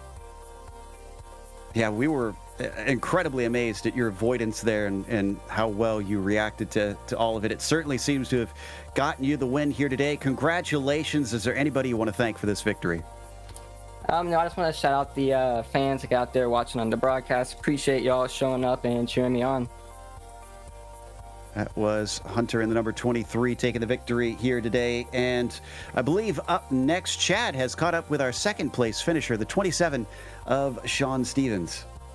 Yeah, Sean, congratulations on the second place finish. We saw you after that last green flag run started. You basically just pushed Hunter the entire time. Any thoughts on having a shot at him at the end? Yeah, with that earlier in the race, when I went a lap down, I had some little bit of damage, and in clean air, I couldn't do anything, so I figured I'd just stay behind Hunter and push him to the win. What were your thoughts on the show overall? You had those issues early. You mentioned going a lap down, but at the end, you were right up there battling at the front. How'd you work your way up through the field? I just wanted to stay in the back, stay out of trouble, just work my way up. With I think it was 10 of us. I just stayed in the back and just wait for the cautions to happen. Just worked my way up. And without 10, 12 laps left, I decided to push hard. Yeah, you had a great battle on your hands there with the 55 coming to a couple laps to go. And, those outside guys made a couple of deep runs at you, but how'd you end up holding them off? Especially was it mostly just kind of making sure you stuck behind Hunter and pushed him ahead? Or was there something that we were missing with the inside line, just kind of being able to hold everybody else off? Yeah, I just decided just to stay with Hunter and try to push him as hard as I could, try to hold him off. And he was doing a good job, trying to keep him back too. And I think Braxton was behind me, so we were running pretty good. We had a car blow their engine early in this race, and there were some discussions. Maybe there was too much tape on the radiator. How much was heat an issue for you guys in these cars as the race went on? I really didn't have a problem until the last 3 laps. I kept sticking my nose out trying to get some fresh air, and I was still running about 280, 281. Do you think that going forward, we've got a couple more events coming up here for the sim races for mental health. Any special events you were looking forward to with these guys? Yeah, I try to run Williams events as much as I can. I run 3 different leagues through the week, so I try to run when I can. Well, hey, congratulations, second place finish to wrap things up here. Anybody you want to thank? Any sponsors or shout outs to? Shout out to my wife for letting me do this, for you guys up in the booth for doing an excellent job, and for William for hosting this stuff. It's a blast to have. Shout out to the wife is one that we get pretty frequently up here in the booth. Congratulations to Sean Stevens on a second place finish. And I think, Joe, you've caught up quite possibly with our third place finisher as well. That's Jordan Buster. Indeed, Jordan, congratulations on a podium finish, but we didn't see you duck out and help the 55 at any point at the end. Was that down to any damage that you had gotten from one of those late cautions? I saw you slap the wall trying to take avoidance at least once. Yeah, we kept the car clean throughout the majority of the race there, guys. And fortunately, the third to last and the second to last caution there wound up with a little bit of damage on the right side of the car. Luckily, didn't end up too bad. Good enough for us to finish in the top 5, top 3 especially. Along with the damage, just not enough help to... and even the A-card. Cars in front of us didn't really seem to want to pull out, so no way there was going to be able to get a proper run to get up to the front there. But overall, had a great car today, had a lot of fun, and enjoyed it. Certainly had to be sort of frustrating, I'm sure, getting so close to it at the end and then not seeing anybody willing to help you make that last little step. Even still, you got to feel proud because this looked like a grueling one to try and even just get to the finish. A number of drivers didn't see that. Absolutely, man. I mean, these super speedway races, it's all about patience till the end. I try and be conservative. I was working with my teammate there, Steven Ellis, in the 46 car. Tried to be smart, be patient all race long, work together, wait for the right opportunity at the end to make a move at the run up front. Unfortunately, it didn't pan out for the both of us here tonight, but been doing this super speedway racing for a long time and learn when the right opportunity is to try and make a move up to the front. And unfortunately, it didn't pan out for us, but overall, I'm happy with the success we were able to make today. I think you should definitely be proud. Well, one more before we let you go. We've got the Real World 500, or excuse me, not the Real World 500 coming up. We've got more of the season in NASCAR coming up. Is there any drive that you're watching in particular this season that you're rooting for? Not in particular, man. Don't really have a favorite up front. Try and keep an eye out for guys that are going to be competitive. I always try and root for the underdog, but overall, no particular eye on a particular driver at the moment, but always a good underdog story to look out for. Alrighty, well, at least it's always some good racing out there to watch. Congratulations on the podium, Jordan, and hopefully we'll get to talk to you again in the future. Absolutely, man. Thanks again for broadcasting tonight. You guys do a great job. Alrighty, so that was third place, and that's going to wrap us up as we give a big thank you to the Sim Racers for Mental Health for bringing us back for this coverage of an awesome event and some fantastic racing. But we also want to thank the companies that provide the software and the hardware for our broadcasts that are listed here on your screen. Additional thanks go to June Lalonde, who provides our wonderful music. See the screen for how to get a hold of more of her great work. And thanks to the team today, Ryan, Chad, and Dougie. If you'd like to find out more about GSRC, including upcoming races, you can find it at globalsimracingchannel.com, or you can check out our social media on Twitter at GSR Channel, Facebook at Global Sim Racing Channel, and Instagram at GSRC_Graham. Don't forget to head on over to our YouTube page and hit that big red subscribe button so you don't miss a moment here on the GSRC. But we have upcoming races for other series listed on the screen, so check those out and mark them down on your calendar. Until next time, race clean, race hard. We'll see you on the track.